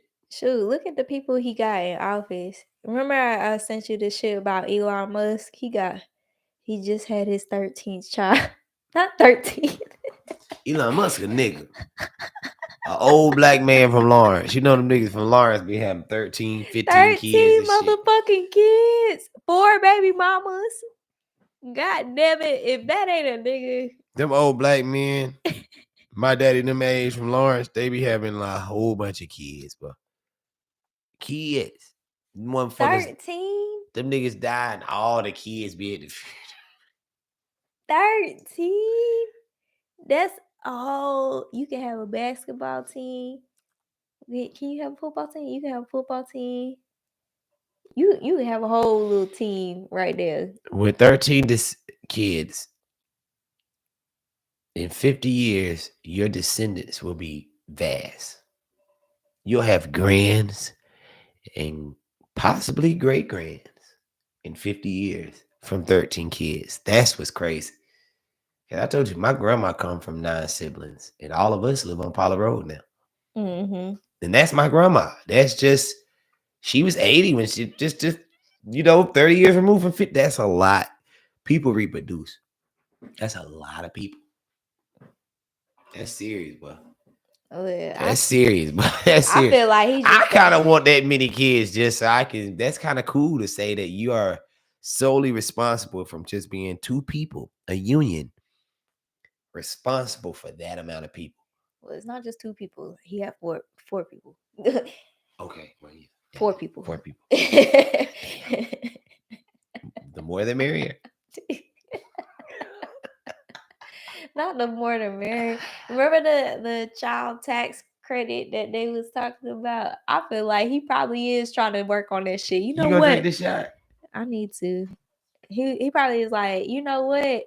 Let me turn this damn tax shit to where the baby daddies win, because you know what? My ass is paying for fucking child support. Yes.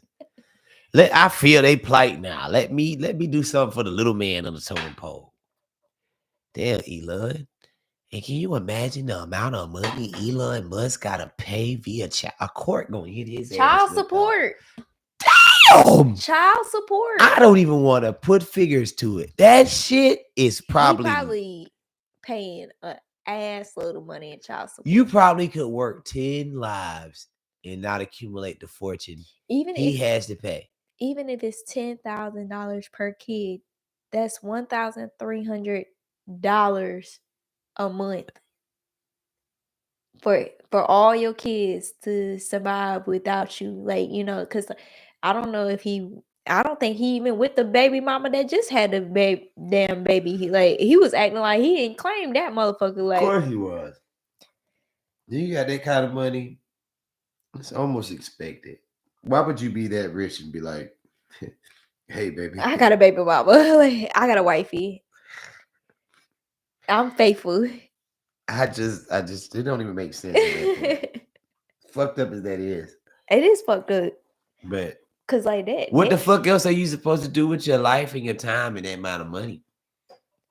But enjoy it. At this point, how old is he? Like, he's in his 30s, 40s, maybe.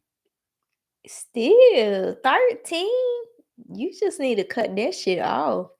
You just fucking without rubbers, nigga. Like, I got the money to cure anything that come my way.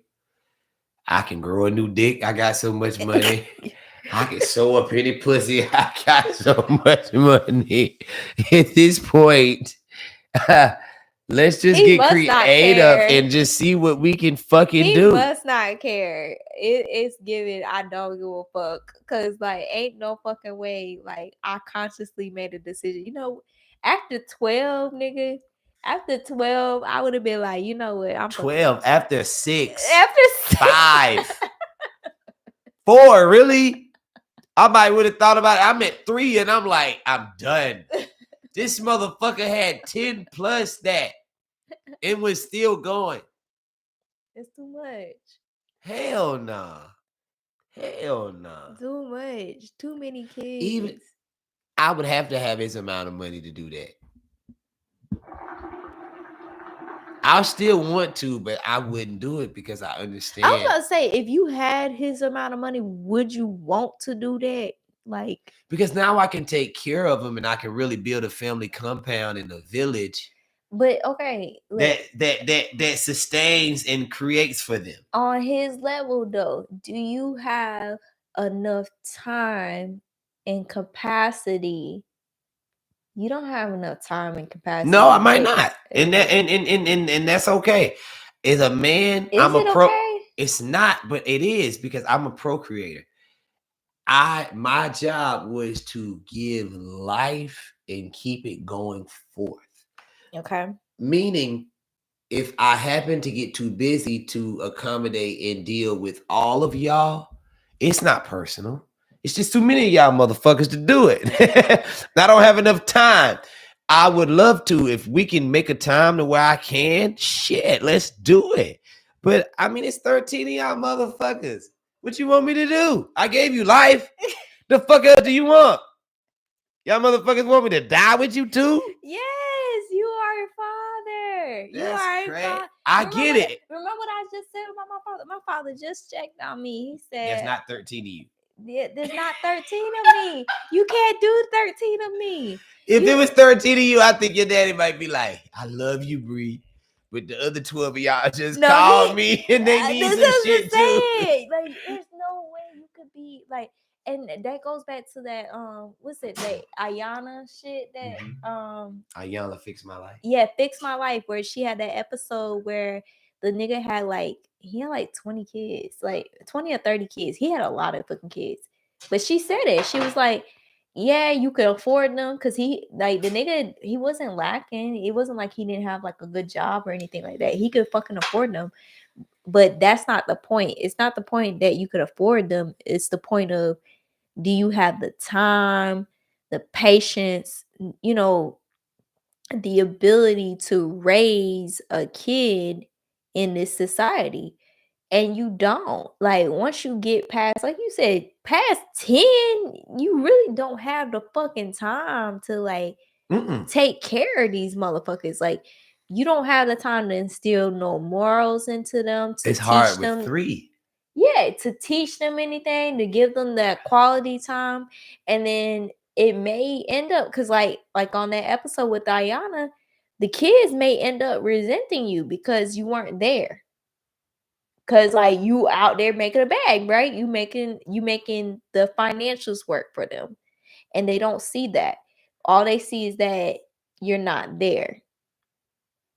You Yeah. feel me? Yep. And that's what, cause like, these celebrity kids that grew up with like a silver spoon or whatever, shoot, that's their number one complaint. Oh, my daddy wasn't there. My mama would think of Will Smith, his kids. What does kids say? My daddy wasn't there. That's the only complaint they can have. They can't complain that I didn't have shit. I didn't grow up with shit. They can't complain about my parents weren't fucking there. So I had to raise myself. I had to figure this shit out. I had a nanny that taught me shit. Yeah. This is true. It's a different reality for them. And I'm not saying that that's a harder life than what we have to go through, but that is a different life. It's different. And it's an adjustable life too. You feel me? Because like, you came up with a 2-parent household. You had both your parents to be able to instill either one of their morals into you, versus like them. Just imagine you only have like your mother, and that was it. Like, you don't have your father to tell you anything, to be a man and shit like that. You only have one figure. Or even if you don't even have her, you have a nanny. A nanny telling you, shoot, a nanny is like, her income level is right here. So like, you got a nanny telling you her perspective. And that's what you're learning off of. It's a lot. You grow up different. You're not getting the full morals and responsibilities of your, like you say, the nanny raising you. That's a lot. It's conflicting. Even more so than the time and patience you need to be able to teach them how to navigate through their emotions in life, etc. Yeah, emotions in life, definitely. You're not fucking paying attention to that shit. Oh no, you're not able to bond with them or communicate with them on the level that's really needed. No, not at all. Especially if you got 13 kids. Like, it's almost like, yeah, it's almost like how the fuck. Think about it. Okay, not even on a kid perspective, on a woman perspective. Can you text 13 women? No. And entertain their ass, like, no. Entertain their ass on a daily basis. You can't. Like, you 13 different text messages, responses, sending them all money, personality. Now, granted, men that have polygamy happen to be a little happier than men in monogamy. Okay. Look it up. This is true. But ancient cultures do more polygamy than monogamy, but I feel like that's still due to a man having a personality for each mood he's in, and that keeps him grounded. In contrast to if I was to be in love with you, hypothetically, and you gave me a sense of joy, but then it was another woman who gave me a sense of nastiness. You know what I'm saying? Like, you get different things from, and another one was intelligent. Like, she was the one that really and another one was your motivator. She was the one that gave you that drive. So pretty much, in order to keep a man centralized, you pretty much got to wear a lot of different hats. Yeah. At all times. That's a lot. That's a lot to do on a daily basis when it comes to kids, because kids don't understand that. They don't understand, okay, my mom was the intellectual person, or my mom was the sexual person, and that's what she used for my dad. Or they don't understand that. They just understand that they hear. You feel me? So I don't think, like, just imagine if you had 13 kids right now. Like, I don't think you would just be able to, like, that you gonna have a favorite. Like, you gonna have one of them that you like, all right, I like this motherfucker because they like similar to me kind of shit. And they be on their shit, they get shit done. You feel me? You gonna have one of them, or and you gonna have one of the motherfuckers that you just, yeah, 1 or 2, 3, this motherfucker get on my nerves so bad. Yes, you gonna have like both scales, because everybody has different personalities when it comes to how they feel and how they perceive life. And it's just being able to adhere to that. And I don't think Elon Musk can adhere to all those fucking like, shit, that's hard. Yeah, it definitely is. Yeah, I don't know. Elon Musk might be a nigga. He might be a nigga for sure. He's a man. He a man, like you said. It's a man. It ain't a nigga thing. Them white boys do the same shit as niggas. They just do it smoother. And they do it with more class. And they have money to keep it under wraps and to keep the bitches quiet. I will say that, because like, I would have never thought of Elon Musk as like having baby mamas. Like, baby mamas is such a like a nigga thing.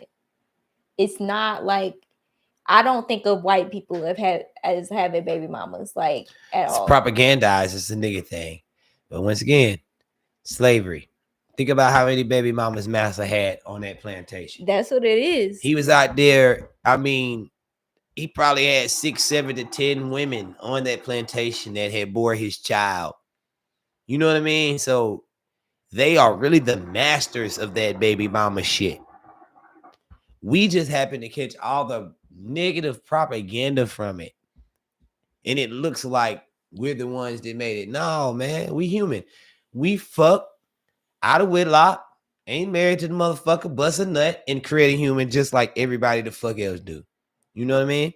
But I feel like it's getting excessive nowadays. It's bad with niggas, though. I will give you that. It is to have a baby mama, it's almost like a normal thing. Like, it's the thing. It's the thing now. It's the thing. Have a baby mama. Because, like, it's almost like, oh, her pussy so good. Like, I had to have a baby mama with the baddest bitch, It's like you said, a trophy. To say, okay, I have one of these as my baby mama. Mm-hmm. Indeed. I don't know if Elon Musk is on that same way, but I feel like shit, with 13 kids, I don't know what wave you on. Like, what point you trying to prove? Your pull-out game is fucking weak. I don't know. Like, yeah. Elon and all them goddamn kids, boy, that motherfucker showing his ass with that. It definitely is. I think we had time. I think we had 2 hours. 2 hours in there. You feel me? We had a good time though. That shit went by fast. I ain't gonna lie to you. It did. Well, y'all make sure y'all either PBJ, pull back and jerk, or wear you a rubber so you don't end up like Elon Musk. Please wear a rubber. Don't reproduce. It's not worth it. It's especially not this month, because you'll have one of us, a fucking Scorpio. Make a Scorpio. This is a approved message by 2 Scorpios. Make us today. We need more of us in the world. You feel We me? make it a brighter place in a nastier place. Oh my god. Scoot, scoot.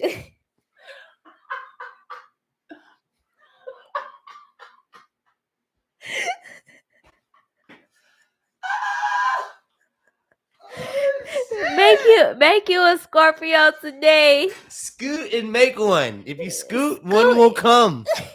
I promise. I promise if you scoot this month Motherfucker, and you you gonna make a ovulate, Scorpio. one will come.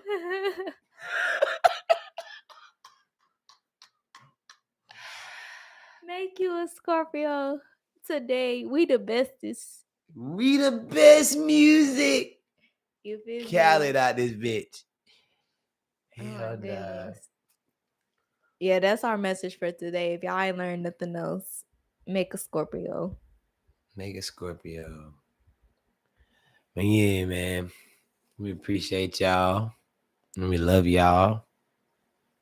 And y'all have a beautiful night. Wrap it up. Safe sex. Latex. Please wrap it up. Don't make no more Scorpios. We evil, y'all. Demon time. Demon time. Y'all don't want one of us to get a hold of y'all asses. You'll Okay. never be the same again. Be talking about it years later. Hey, I remember that time you ate my pussy all good. They can't get rid of us. You remember that time you did that shit nobody else would do? You nasty motherfucker. Come do it again.